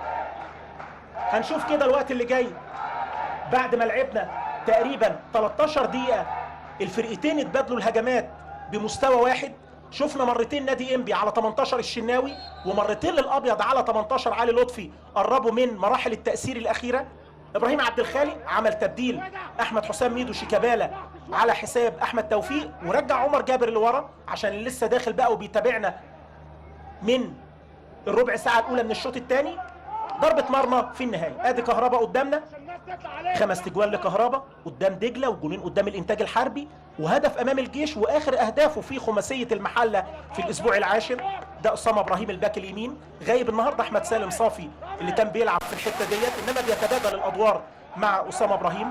كان اسامه موجود الموسم اللي فات بشكل كويس قوي مع تشكيله فرقته، كابتن طارق العاشر اللي قادهم بشكل طيب ايضا، وهاني رمزي مدرب كبير ليه بصماته مع الفريق، انما النتائج ممكن تعمل لك مشكله وغياب التوفيق. ملعوبه الكوره شرويده انما دفعه باينه قوي لعمر جابر، هياخد منها فاول. كمان لقاءاتهم تبقى متقفله الزمالك وانبي لغايه ما حد يفك كده، والنتائج بتبقى قريبه. لو بصينا في تاريخ ال 21 مواجهه من 2002 2003، انما الزمالك قدر يفوز برباعيه 2008 2009 كانت اكبر انتصارات الابيض على البترولي 4-1. في الجبهه الشمال سيبك من الارقام والحكايات، جمهور الزمالك يقول لك عاوزين جون، عايزين نروح للقمه مع ميدو. الجهاز الفني الجديد ميدو محمد صلاح في غياب الثعلب الصغير النهارده في يوم حزين للكره المصريه برحيل الثعلب الكبير حماده امام. البقاء لله للكره المصريه والكره العربيه في رمز من الرموز الكبار، سواء على مستوى الاداره، مستوى اللعب، مستوى التعليق الرياضي. اللي انا واحد من تلامذتك يا كابتن حماده. سيبقى الكلام لحماده امام والتاريخ هو اللي بيقول كده.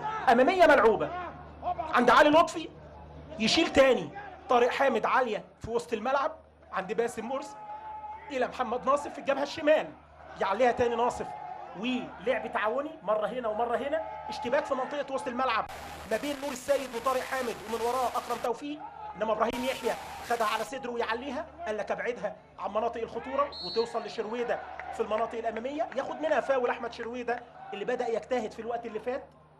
مع الدقيقه 16 تقريبا ضربه حره لشرويده من الناحيه الثانيه، هي بتتعاد جبر، وده اصطدام ما بين طارق حامد وباسم مرسي، مفيش اي مشكله بتحصل في احسن الفرق واحسن العائلات كمان. محمد ناصف من الجبهه الشمال، شيكابالا راجع لورا، بص فين شيكابالا. عاجبني برضو لعيبه نادي الزمالك بالامانه في الارتداد الدفاعي. الزمالك عاوز يجيب جون، انما لما بيفقدوا الكوره بيبقى في خطوره من لعيبه نادي انبي، عشان كده شفنا شيكابالا فين.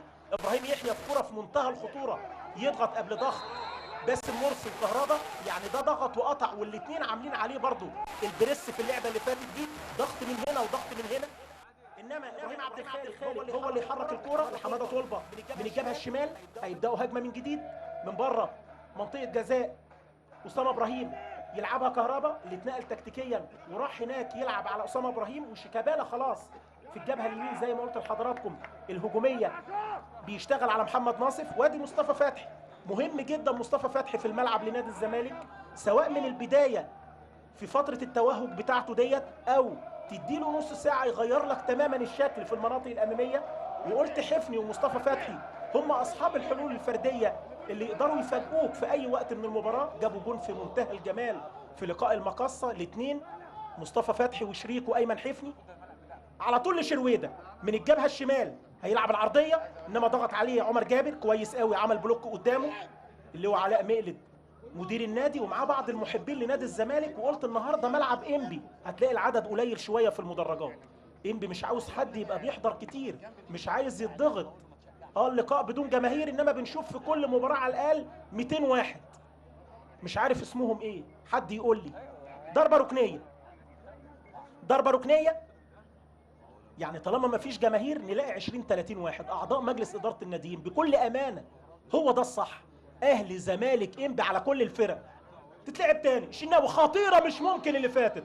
ابراهيم يحيى ركنيه خطيره خطيره للبترولي على مرمى الشناوي. في كرات مؤثره في الشوط الثاني، مرتين ثلاثه يهددوا الشناوي، اتعامل مره وادي الثانيه ابراهيم يحيى، انما ليه ركنيه للمره الثانيه لسه موجودين، يعلقها الناحيه الثانيه، انما ضربه مرمى في النهايه. ضغط انبي وهيبقى في دور كبير للكرات الثابته الوقت اللي جاي. في رامي صبري من هنا وابراهيم يحيى بيطلعوا على طول يلعبوا بدماغهم، والناحيه الثانيه علي جبر. ادي لعبه الشناوي اللي عدت كده. طبعا لو هو مش واخد الخطوه وطالع وظهره قايس المسافه كانت ممكن تسقط في الشبكه. عدت من فوق الشناوي تعمل ازمه لو الكره ديت في الاطار او في حلقه الجون، كان ممكن يلمسها الشناوي، انما طلعت لخارج الملعب. رمي التماس، بنقرب من 18 دقيقة تقريبا من الشوط الثاني، الدقيقة 63 من أحداث المباراة. كلنا بندور على جون سواء هنا أو هنا يحللنا الوقت اللي باقي بعد بداية أفضل بكتير من الربع ساعة الأولى في الشوط الأول. نادي الزمالك مسجل لغاية دلوقتي 20 جون، منهم 8 أهداف في الشوط الأول و12 في الشوط الثاني. رقم يفيدنا إن الزمالك أكتر من 50% من أجوانه كانت في ال 45 دقيقة الأخيرة. واحد يقول لك كل لقاء له ظروفه، انما هم ماشيين بالسيستم ده. الناحيه الثانيه انبي مسجل 16 جون، 8 شوط اول و8 شوط ثاني. حلل انت بقى الارقام دي قدام المنطقه. باسم مرسي، ابراهيم يحيى يضغط عليه، برافو يا ولد يا لعيب، قصيره لاسامه ابراهيم يردها له تاني داخل الصندوق. نور السيد يرجع لورا، 3 تمريرات يبداوا بيهم التحضير والاماميه لصلاح عاشور اللي غاب شويه في الوقت اللي احنا لعبناه. والادوار الهجوميه رغم ان قلنا انبي راح مرتين ثلاثه بلعب جماعي وضربات ركنيه، انما عندهم اكتر من كده كعوض. وصلاح عاشور يلعب تاني، ابراهيم عبد الخالق الى ايمن حفني، يلعب على المغمض في اتجاه حماده طلبه، ممكن يضغط ويدوس ويروح، انما قفل عليه تماما من الجبهه اليمين. صلاح عاشور هو اللي راح ودافع في اللعبه اللي فاتت. على فكره صلاح عاشور في تحرك نموذجي، لو اتعادت اللعبه مره ثانيه كان قدام ال 18 مع اسامه ابراهيم. يطلع تاني نادي الزمالك ايمن حفني بلمسه واحده كويسه. عمر جابر اللي بقى باك يمين هو اللي بيتحرك ورايح لقدام، هيقرب منه ابراهيم عبد الخالق يلعبها له من طارق حامد لعبد الخالق. ثنائي سموحه في وسط ملعب الزمالك، سموحه سابقا، انما بيحاول دلوقتي الابيض. شيكابالا بقاله 5 6 دقائق في الملعب، انما ما حدش بيوصل ويقرب الكوره في غياب لعمليه الربط من وسط الملعب اللي فيه طارق حامد وعبد الخالق اللي دخل وقرب منه شويه. ترجع تاني من عمر جابر، علي جبر. يبقى نادي الزمالك بيلعب بطارق حامد وابراهيم عبد الخالق هم اللي في القلب من وسط ملعبهم. ميدو بيشاور، ومن قدامهم حفني شيكابالا وكهربا 3، وباسم مرسي هو الفرود الرئيسي بقى من العمق الهجومي. شكلهم كده اول ما يمتلكوا زمام الامور. ادي استلم عمر جابر، والناحيه الثانيه نادي انبي بيعمل مراحل دفاعيه بالثلاثي اللي موجودين، اكرم توفيق نور السيد ومعاهم توبه واقع على الارض. هنشوف كده اكرم توفيق في اعتقادي هو اللي واقع. ادي لسان حال ورد فعل الاداء على المستشار مرتضى منصور. 3 اجهزه فنيه للابيض الموسم اللي احنا فيه. البدايه بفيريرا ثم باكيتا. الراجل قعد قد ايه باكيتا ده؟ 26 يوم. في مدربين قعدوا مع فرقهم وقت قصير قوي. حاله للكره المصريه في 12 اسبوع، يعني في مدربين قعدوا مع فرقهم اقل ما بيقعدوا في المصيف. يعني لو هو صيف هيقعد شهر، قعد مع فرقته بال3 اسابيع والشهر وبيمشي. 30 مدرب لغايه دلوقتي مع ال 18 فريق. في انديه غيرت 3 مرات منهم الزمالك والمحله. واشرف خضر في النادي الاسماعيلي بقى مدير فني لقاءين، هيعتبر مدير فني. عشان كده بحلل الرقم اللي انا بقول عليه لغايه ما نطمن على الراجل الصغير ده اللعيب الجميل اكرم توفيق. خرج سليم ما فيهوش اي حاجه. و9 انديه غيرت المدربين 50% غيروا المدير الفني، قلت لحضراتكم منهم الزمالك والمحله، وحط الاسماعيلي اشتغلوا بثلاث اجهزه فنيه. الاسماعيلي جاي لهم نصر الدين النابي، يبقى كان معاهم ميدو واشرف خضر ونصر الدين النابي. والمحله محمد جنيد، احمد حسن، محمد فايز، ادي ثلاثه. والزمالك اللي اتكلمنا عليه اماميه ملعوبه. سيبك من الحكايات والارقام، الزملكاويه عايزين جون، ومحب انبي بيقولوا هجمات مرتده تعمل لنا مشكله على مرمى الشناوي. بره الملعب الى رمي التماس، محمد ناصف في اتجاهه الكوره هو اللي هيلعب، شيكابالا اللي خد شاره الكابتن من جابر. اماميه ملعوبه، محمد ناصف يلعبها لشرويده، قفل عليه تماما علي جبر، برافو يا ولد يا لعيب. بره الملعب جاي على شرويده في المكان اللي فيه عمر جابر. وادي محمد كوفي، معروف يوسف الثنائي الافريقي، البوركيني محمد كوفي والنيجيري معروف يوسف. محمد ناصف من الجبهه اليسرى، عرضيه كويسه، انما التمركز الهجومي كان لجوه محمود قعود، ومتاخر تماما صلاح عاشور وتوبه اللي كان مكمل من جبهته من وسط الملعب، انما ياخدها ويسيطر عليها كويس قوي ابراهيم عبد الخالق الى حماده طلبه. هيبص ويطول لقدام عند باسم مرسي، رامي صبري بدماغه قبل باسم يتحرك معاه قلب الدفاع. تاني استلم طارق حامد الى علي جبر قصيره، بيبص قدام. بص هي دي الفجوه اللي بتكلم عليها، مساحه كبيره قوي، عشان كده مشي علي جبر بكورته لغايه ما يوصل لقدام. ما طلعتش التمريره مظبوطه، هيقطع انبي في سيناريو متكرر دلوقتي لعمليه السيطره المتبادله. بعد ما شفنا 10 دقائق تقريبا لعب هجومي من هنا ومن هنا، هجمتين مؤثرين لنادي الزمالك وهجمتين قدامهم لنادي انبي، عشان يبقى التعادل في كل شيء في الاداء الفني النهارده الجماعي. رامي صبري على وسط ملعبه، اكرم توفيق للخلف تماما عند ابراهيم يحيى اللي عامل الرقابه هو ورامي صبري على باسم مرسي، ما خلوهوش الراجل يتحرك باستثناء لعبه ولا اتنين في غياب التمويل المستمر من لعيبه الوسط. شيكابالا قدام ال 18 مع ناصف، انما ناصف يعطله، واللي يطلع رامي صبري من جوه منطقه جزاء. وشرويده اللي نزل على وسط الملعب، حلوه لمحمود قعود، انما الاخيره من قعود النهارده اقل بكتير من مستواه. محمود قعود بنشوفه متالق في وسط الملعب الهجومي، ولما يرتد لورا يقدم واجباته الدفاعيه حلوه شيكابالا، انما في رايه من ايمن دجيش المساعد الدولي على شيكابالا، بيتكلم معاه: رجعت بيتك، رجعت مكانك يا شيكابالا، نتمنى ان انت تقدم لنا كوره جميله بتمتعنا. ادي اللعبه اهي اللي شاور عليها ايمن دجيش. بنتكلم ليه على شيكابالا؟ قليل لما بيجي لك لعيبه حريفه كل 10 سنين. شيكابالا واحد من اللي بيمتعونا، جمهور الزمالك والاهلي والاسماعيلي. بنلاقي نجم في الاسماعيلي بنقول كده، نجم في الاهلي بنقول كده. كان ليه تجربه احترافيه جيده في بدايته شيكابالا مع نادي باوك اليوناني، ولو كانت مشيت كان متعنا ووصل لمراحل حلوه في الكره الاوروبيه. انما من لعيب للعيب بتفرق.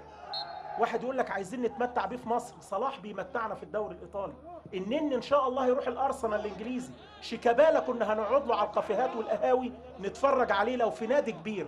رساله لكل اللعيبه: العب بره وكلنا هنتفرج عليك. نرجع تاني في المناطق الدفاعيه، ديويدار من الجبهه الشمال، حماده طلبه هيقرب من ابراهيم عبد الخالق، انما مشي بيها بعد ما قفل عليه محمود توبه، يخلصها كويس قوي. برافو يا ولد يا طلبه لكهربا اللي بيشتغل دلوقتي من قدام. حماده طلبه لم لنفسه وعدل على يمينه، عرضيه داخل ال 18 ابراهيم يحيى يشيلها، انما لسه نادي الزمالك ضاغط، وانسحاب تكتيكي للعيبه البترولي قدام 18 علي لطفي. 3 تمريرات كويسين عايزين يفكوا بيهم التكتلات، انما ياخدوا منها فاول من مكان كويس قوي.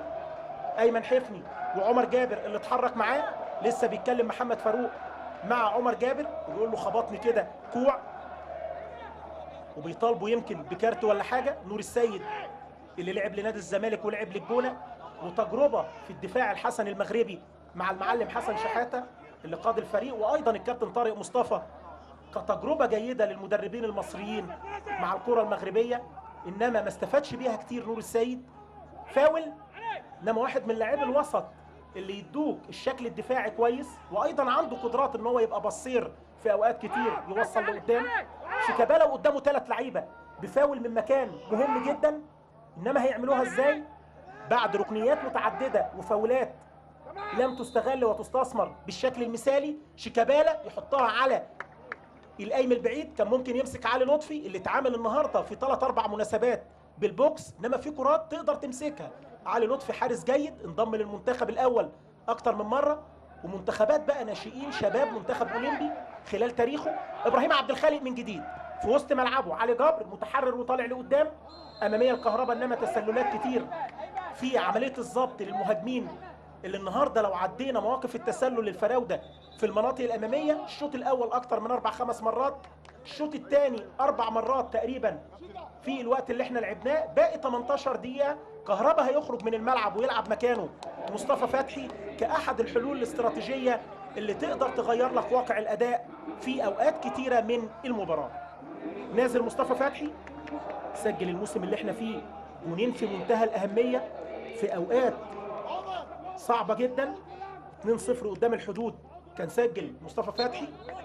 الناحيه الثانيه برضه لما كولين مكان شرويده، هيبدا يرد الكابتن هاني رمزي بلعيب يشد ويسحب الفرقه لقدام على التبديل الاخير لمصطفى فتحي مكان كهربا، يبقى باسم مرسي من تحتيه شيكابالا ايمن حفني مصطفى فتحي، ادي الاربعه، ومن تحتهم بقى ابراهيم عبد الخالق وطارق حامد لو زقوا لقدام شويه، رمي التماس عند محمد ناصف. وقت صعب جدا على اللعيبه والاجهزه الفنيه اللي بره في الدقيقه 73، 17 دقيقه على النهايه، تعادل سلبي بدون اهداف. الزمالك النهارده في ضيافه انبي في محاوله للوصول لمكانته الطبيعيه بعد ما تحتلها المقصه والداخليه. علي جبر، ادي اللعبه بتاعت عمر جابر اللي خد منها الفاول على صلاح عاشور، يبقى تبديل وحيد لانبي وتبديلين لنادي الزمالك في سير المباراه. محمود توبه ادى النهارده مباراه جيده، توبه في ظل غياب صلاح سليمان اللي قلت لحضراتكم موقوف من لقاء الاتحاد، نقلتين كويسين، اسامه ابراهيم، انما غابت الهجمات المؤثره الوقت اللي فات.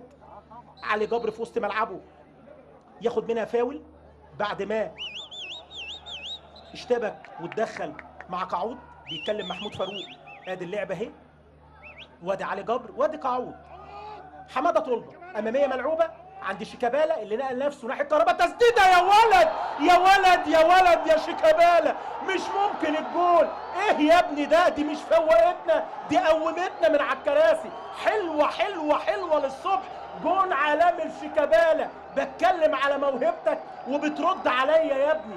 حلوه يا شيكا يا شيكا، يا سلام، كنت غايب فين عننا بغياب اهدافك عننا يا شيكا. حلوه حلوه، لا جون يخرج اي حد عن شعوره، ده هيتعاد مرتين 3 و5 6 مرات مع احداث المباراه. في الدقيقه تقريبا 74 شيكابالا من مكان علامه جون يا ابني. حلوه حلوه حلوه، بص شوف شيكابالا، بص واتفرج وشوف الحلاوه. في خطأ من علي لطفي، انما راح فين؟ في مقتل شيكابالا بعد ما ضربوا دفاعات اسامه ابراهيم من الجبهه اليمين بوش رجله ايه اللي يتلف في حرير. يا سلام يا شيكا. 1-0 لنادي الزمالك في الدقيقه 74 بعد ما اللقاء كان متقفل تماما والنديه كانت موجوده. نادي انبي قدم عرض في منتهى الجمال دفاعيا وقفل تماما على محاور اللعب، انما قلنا العبقريه الخاصه والقدرات الفرديه تغير لك تماما الحال. يبقى شيكابالا وهو بديل النهارده بيسجل، وسجل مرتين مع النادي الاسماعيلي في ال10 اسابيع اللي لعب مع دراويش الكره المصريه. شيكابالا. مرتضى منصور النهارده يقول لك جبت انا لبن العصفور السنه اللي فاتت والسنه دي جبت العصفور ذات نفسه. شيكابالا هو عصفور الزملكاويه. حلوه. لما كولين هنشوف انبي هيعمل ايه في الوقت اللي جاي. كابتن هاني رمزي الدنيا بتتأزم عليه، خسارتين امام الاتحاد وقبلها الاسماعيلي، والنهارده على ملعبه بيتاخر بجون بعد ما كان مقدم عرض طيب. انما شيكابالا تاني قدام المنطقه، هنشوف هيعمل ايه. يطلع تاني ابراهيم يحيى. لقاء صعب على نادي الزمالك، واللي قبله كان لقاء صعب امام الداخليه، تفرق معاهم كتير قوي المرحله اللي جايه. النادي الاهلي فاز 7-3 في نتيجه كبيره امام الشرطه، والاثنين خلاص بيقربوا من مكانتهم الطبيعيه في مقدمه الجدول. النهارده بقول لحضراتكم فوز الزمالك يحطه على المقدمه بفارق الاهداف عن المقصه، والزمالك هيبقى له لقاءين مؤجلين. تاني من الجبهه اليمين اسامه ابراهيم، عرضيه في منتهى الخطوره، انما دي ودار برافو يطلع بدماغه الى ضربه ركنيه. حلوه اللي فاتت دي عرضيه اسامه ابراهيم، انما هدف للزمالك في الدقيقه 74 بيسجل منه شيكابالا من كوره في منتهى الصعوبه بعد ما راح كده وعلي لطفي كان خد خطوه لقدام لان صعب من المكان ده، انما واحد بقدرات شيكابالا ما تقدرش تقول هو هيعمل ايه والكره جايه له. ضربه ركنيه موجوده، محمد ناصف هو اللي هيلعب عرضيه، انما لسه جوه ال 18. انما كان لقاء متكافئ بين الفريقين، هجمات كلها قريبه من العدد سواء من هنا او من هنا في الشوط الثاني، والشوط الاول كان متقفل. هنشوف بقى تبديل هاني رمزي اللي عنده بره وائل فراج ممكن يبقى حل هجومي في الوقت اللي جاي.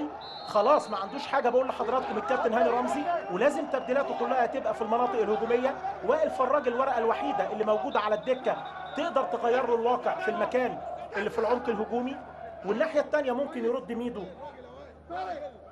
في الوقت اللي جاي بتبديل في منطقه وسط الملعب، انما خرج اكرم توفيق ونزل مكانه زي ما قلت لحضراتكم وائل فراج. وادي الجون العالمي اللي سجل منه شيكابالا. بص رد الفعل ميدو، هو بيقول انا رجعت شيكابالا، رجعته الاسماعيلي، والراجل ايه بقى زي الفراشه. ميدو عاوز ينزل الملعب بعد الجون اللي جابه شيكابالا.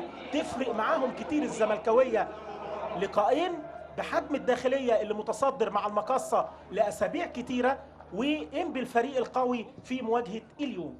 اماميه طويله من الشناوي، يبقى قدام هيبقى وائل فراج ومن تحته لماكولين. ادي خطيره، باسم مرسي مش ممكن باسم مرسي لسه التوفيق غايب عنه. اللي دخل ال 18 مش ماشيه معاه، ساعات تقفل كده مع الفيرود بعد ما كان هو الهداف هو الخطير هو الشرير جوه ال 18. انما باسم مرسي يمكن لخمه كده مصطفى فتحي بعد ما راح معاه، والاثنين لعبوا في الكره اللي فاتت، انما طلعت من باسم مرسي خارج الملعب. هنشوف مين اللي هيخرج ويزود وسط ملعبه احمد حسام ميدو بمعروف يوسف في الاوقات اللي جايه، بعد ما دفع بمصطفى فتحي وشيكابالا اصحاب المهاره. خارج ايمن حفني وهيلعب مكانه معروف عنده الحتتين، يقدر يملى لك وسط الملعب بقدرات دفاعيه ويقدر يكمل لقدام. يبقى طارق حامد مع ابراهيم عبد الخالق مع معروف، ومن قدامهم شيكابالا ومصطفى فتحي وباسم مرسي. ادي 3-3 الطريقه اللي هتبقى قدام، على اختلاف بقى وضعيه اللعيبه.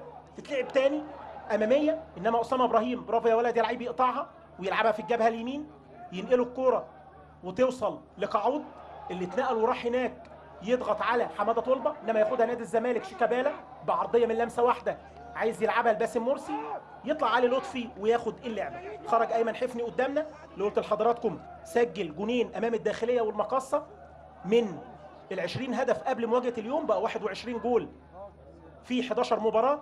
محمود توبه لماكولين، التسديده موجوده انما بلوك على طول من معروف اللي رجع قدام احمد ديودار، لم الكره تاني لماكولين ويسلمها قصيره عند اسامه ابراهيم. انسحاب تكتيكي للاعيبه الابيض قدام 18 الشناوي، بوعي بيتحركوا كويس قوي، الادوار الدفاعيه عملوها بشكل اكتر من جيد. محمود قعود الى توبه، الدقيقه 80 بنقرب منها، يشيل علي جبر بدماغه اللي واقف جوه ال 18. رامي صبري يقطع انما التمريره مش مظبوطه لصلاح عاشور، يلمها تاني طارق حامد عند معروف يوسف. 3 نقلات بيحاولوا يمتصوا كده حماس لعيبه نادي انبي، لعيبه نادي الزمالك في الوقت اللي جاي، عارفين ان هم هيضغطوا عشان يعدلوا وبيحاولوا يمرروا في وسط ملعبهم. ادي اكرم توفيق شقيق احمد توفيق، الاثنين النهارده بداوا وخرجوا من الملعب، انما اكرم ده في منتخب الشباب اللي بيقوده الكابتن معتمد جمال نجم نادي الزمالك، والكابتن احمد فاروق نجم بلديه المحله، احمد صالح نجم نادي الزمالك، كابتن عمرو عبد السلام مدرب الحراس واحد من ابناء نادي الزمالك اللي بيقوده منتخب 97 اللي فيه اكرم توفيق اللي كان قدامنا على الشاشه. النهارده قدم عرض الراجل جيد، الواجبات اللي اداها له هاني رمزي، انما مباراه كبيره مباراه تقيله على اكرم توفيق. محمد ناصف هيلعب بيمينه، عرضيه في منتهى الخطوره، انما قعود اتحرك كويس قوي قعود وتروح سهله للشناوي. قلت قعود النهارده اقل بكتير من مستواه اللي احنا عارفينه، سواء في التحرك الايجابي في المناطق الهجوميه، في موقفين 3 تحس ان هو مش مركز، واللي فاتت دي برضه عملها بشكل بعد الضغط اللي عمله ديودار عليه ما طلعتش زي ما قعود بيخلص داخل المنطقه، وفي اول الشوط التسديده اللي عدت من قدامه وكانت قريبه. الدقيقه 82 كل ما نقرب من النهايه الزمالك متقدم بجون مع الدقيقه 74، بدايه الدقيقه 75 عن طريق محمود عبد الرازق شيكابالا. اخر اهداف شيكابالا كانت فين؟ في موسم 2011 2012، الموسم اللي ما اكتملش كان في لقاء النادي الاسماعيلي 2-2 لعبوا شوط، كانت المباراة وقفت. مش عايزين نفكر الناس باليوم ده والذكرى دي، انما كان اخر اهداف شيكابالا. راح بقى للوصل الاماراتي، لعب 13 مباراة، رحلة احتراف غير موفقة مع سبورتنج لشبونة. ويبقى الملاعب المصرية هي مكان وبيت شيكابالا اللي بيتألق فيه عشان يمتعنا. ترجع تاني لابراهيم يحيى. ابراهيم لمكولين على جنب يلعبها عند اسامة ابراهيم المحرك من المناطق الدفاعيه، انما ما اشتغلش كتير في الشوط الثاني. محمد ناصف عنده قدرات انما قفل عليه تماما احمد توفيق في الشوط الاول. وعمر جابر لما رجع في الشوط الثاني قدم واجباته كباك يمين. التعديلات اللي عملها النهارده احمد حسام ميدو اللي ما كانش متابع معانا، ودفع بشيكابالا ومصطفى فتحي، واخرهم بقى معروف يوسف. محمود قعود من قدام ال 18 هجمه بثلاث لعيبه، انما الابيض اكتر مقفلين تماما 2-4-6 بقى 8 جوه 18 الشناوي. هيلاقي صعوبه لمكولين وزمايله ان هم يكملوا بعد ما قفلوا بشكل مثالي. ورجع لهم كمان شيكابالا، ما بقاش حد قدام غير باسم مرسي. يا ولد يا لعيب طارق حامد هو اللي يشيل وينظف من جوه المنطقه، يسيطر عليها نور السيد الى رامي صبري. 3 تمريرات، انسحاب اجباري دلوقتي لعيبه الزمالك قدام 18 الشناوي. نور السيد يلعبها لتوبه، من توبه للمكولين، عرضيه علي جبر هو اللي بيتعامل ويتحمل العبء في ضربات الراس. فك شويه اهو المستشار مرتضى منصور بعد الجون، بعد ما كان كل الكادر ما يجي عليه تحس ان هو مكتئب من النتيجه من الاداء، وقال لك هعمل ايه تاني؟ 3 اجهزه فنيه، واحد برتغالي واحد برازيلي، والنجم العالمي ميدو بنكهه اوروبيه بيكمل ستايل بقى وموديل 2016. الامبراطور حازم امام، احمد حسام ميدو، النجم الكبير والمدرب الكفء الكابتن محمد صلاح، ومعاهم مدحت عبد الهادي وعبد الحليم علي. ابناء 100 عقبه يقودوا فنيه. ملعوبه تاني، عمر جابر يعليها، نور السيد في وسط ملعبه يستلم، صلاح عاشور قريب منه، انما برضه فقدوا كتير نادي انبي من عمليه الربط في اوقات الشوط الثاني ما بين وسط ملعبهم والثلاثي الامامي قعود وعاشور. ونزل لهم بقى لمكولين وائل فراج بعد ما سحب شرويده واكرم توفيق عشان يغير من شكله هجوميا. احمد حسام ميدو اهوت بيتكلم بيقول له قفل واعمل تمريرات، وعشان لعيبه انبي ما ياخدوش فرصه ان هم يروحوا قدام المناطق المؤثره عند مرمى الشناوي. طارق حامد تاني الدقيقه 85 الزمالك متقدم بجول مع اخر ربع ساعه عن طريق شيكابالا. اول اهدافه بالقميص الابيض 2015 2016. نور السيد من وسط الملعب تاني اللي بيحاول ان هو اللي يعمل عمليه الربط مع المناطق الاماميه، انما ياخدها توبه من ابراهيم يحيى الى نور السيد، تمريره قصيره هيبص لقدام عشان يوصل وائل فراج، انما على جنب يفتح المساحه لمكولين. حماده طلبه يشترك معاه بفاول، وضربه حره لمكولين اللاعب الغيني اللي دفع بيه هاني رمزي مع الربع ساعه الاخيره. صلاح عاشور لسه موجود من البدايه الى محمود توبه، عاوز يفتح الملعب، تمريره مش منضبطه تعدي من قعود، ياخدها نادي الزمالك كويس قوي اللي منتشرين في وسط ملعبهم على مستوى الاداء الدفاعي، وقفلوا تماما على محاور اللعب ومصممي الهجمات سواء قعود او صلاح عاشور او لمكولين.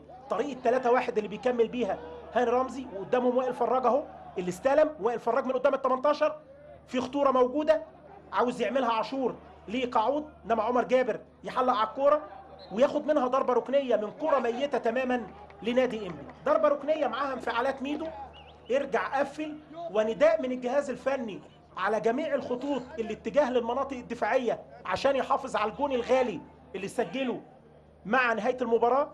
هاني رمزي خالد متولي هيعملوا ايه؟ كابتن طارق السعيد خسروا امام الاتحاد في الثواني الاخيره، وامام الاسماعيلي 1-2 في اخر اسبوعين ليهم في المسابقه. يطلع تاني الدفاع، عمر جابر اتكشف وسط ملعب انبي، انما ناصف يعمل فاول. ضربه حره لو راحوا بيها نادي الزمالك ما كانش حد ورا موجود غير اسامه ابراهيم وتوبه، ويعطل بفاول محمد ناصف اللي حب يقطع كده من غير ما يعمل الضربه الحره.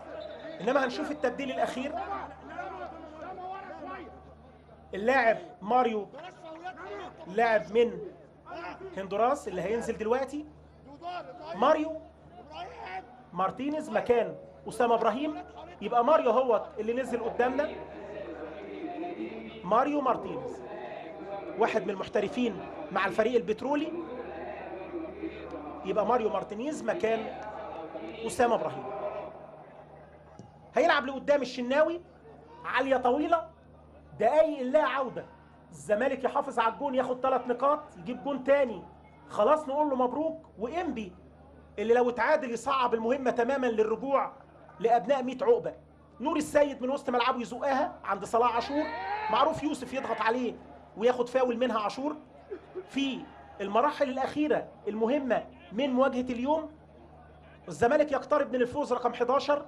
تتلعب العرضية في منتهى الخطورة، وائل فراج، خطيرة خطيرة خطيرة العرضية، وائل فراج يا دوبك يلطشها بدماغه. ادي فراج اللي جه من نادي المقصة لنادي انبي ولعب لبتروجيت فترة مش طويلة، انما دي اللعبة وتحرك كويس قوي يا ولد يا لعيب. وائل فراج يخطف قبل علي جبر اللي كانت ممكن تعمل أزمة من العرضية اللي فاتت.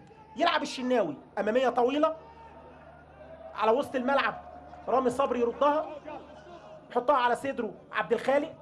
الاكتشاف مع ميدو اللي بدأ يدفع بيه أساسي من بداية اللقاءات. رامي صبري يرد بدماغه تاني، إنما هنشوف محمد فاروق كان مدي قرار ضربة حرة غير مباشرة.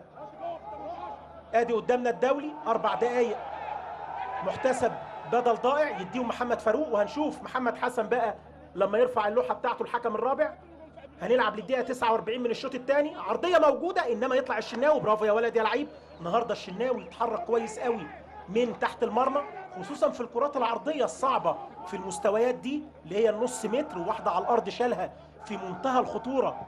كانت برضه في بداية الشوط الثاني من محمد ناصف، في اختبارات جدية للشناوي مرتين 3. انما مصطفى فتحي يستلم من الجبهة اليمين، خرج ايمن حفني، انما موجود فتحي. واحد من الاثنين الحواء في فرقة نادي الزمالك نور السيد. تخيل بقى عندك واحد زي ايمن حفني، شيكابالا، مصطفى فتحي، يمتعوك مهارة. نور السيد طويلة امامية عند فراج، علي جبر بدماغه يردها تاني.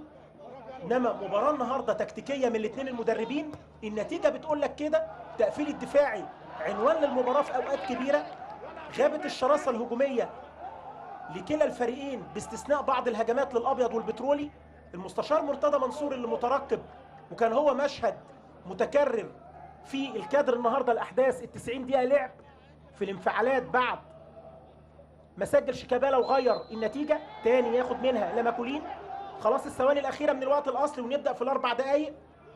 1-0 الزمالك. شيكابالا، صلاح عاشور يلعبها إلى ماريو اللي لسه نازل من لمسة واحدة، تمريرة ملهاش أي معنى. يشيل تاني يا ولد مصطفى فتحي اللي راجع من عند عمر جابر، إنما باسم مرسي اللي مع إبراهيم يحيى في المناطق الهجومية خلصها كويس قوي يحيى، ويرجع تاني على علي لطفي. علي يفتح الملعب عند لماكولين، يحطها جوه بدماغه كويسه قوي قبل ما تخرج. محمود توبه ماريو، استلم ماريو ويمشيها الى صلاح عاشور. توبه ال4 دقايق ظهروا قدامنا تاني من الجنب اليمين. لماكولين مين اللي قرب منه؟ ماريو مارتينيز هو اللي بيجيله. حلوه نور السيد في العمق، بيقرب من ال18. وقف لعيبه نادي الزمالك قدام صندوق احمد الشناوي من العمق، 2 وراهم علي ديودار، علي وجبر، احمد ديودار وعلي جبر.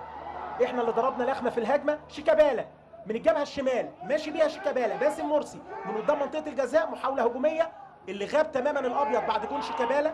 وبيشتغلوا كرد فعل لو اندفع لعيبه انبي لقدام ويروحوا بمرتدات في ظل المساحات اللي موجوده. انما قعود ينزل ويستلم من بره منطقه الجزاء الانطلاقه محمود قعود، انما قفل عليه جبر وجاي من وراه ابراهيم عبد الخالق، وقرب منهم عمر جابر عشان ال3 يقفلوا. الجنب اليمين الدفاعي خارج الملعب الى ضربه ركنيه. الراجل شغال اهوت كمان يعني مع المدير الفني المستشار مرتضى منصور، تعليمات مع ميدو. مش ممكن يا جماعه. الكوره دي جننتنا، الكوره وحيرتنا. رؤساء انديه، مدربين، جماهير، معلقين، محللين.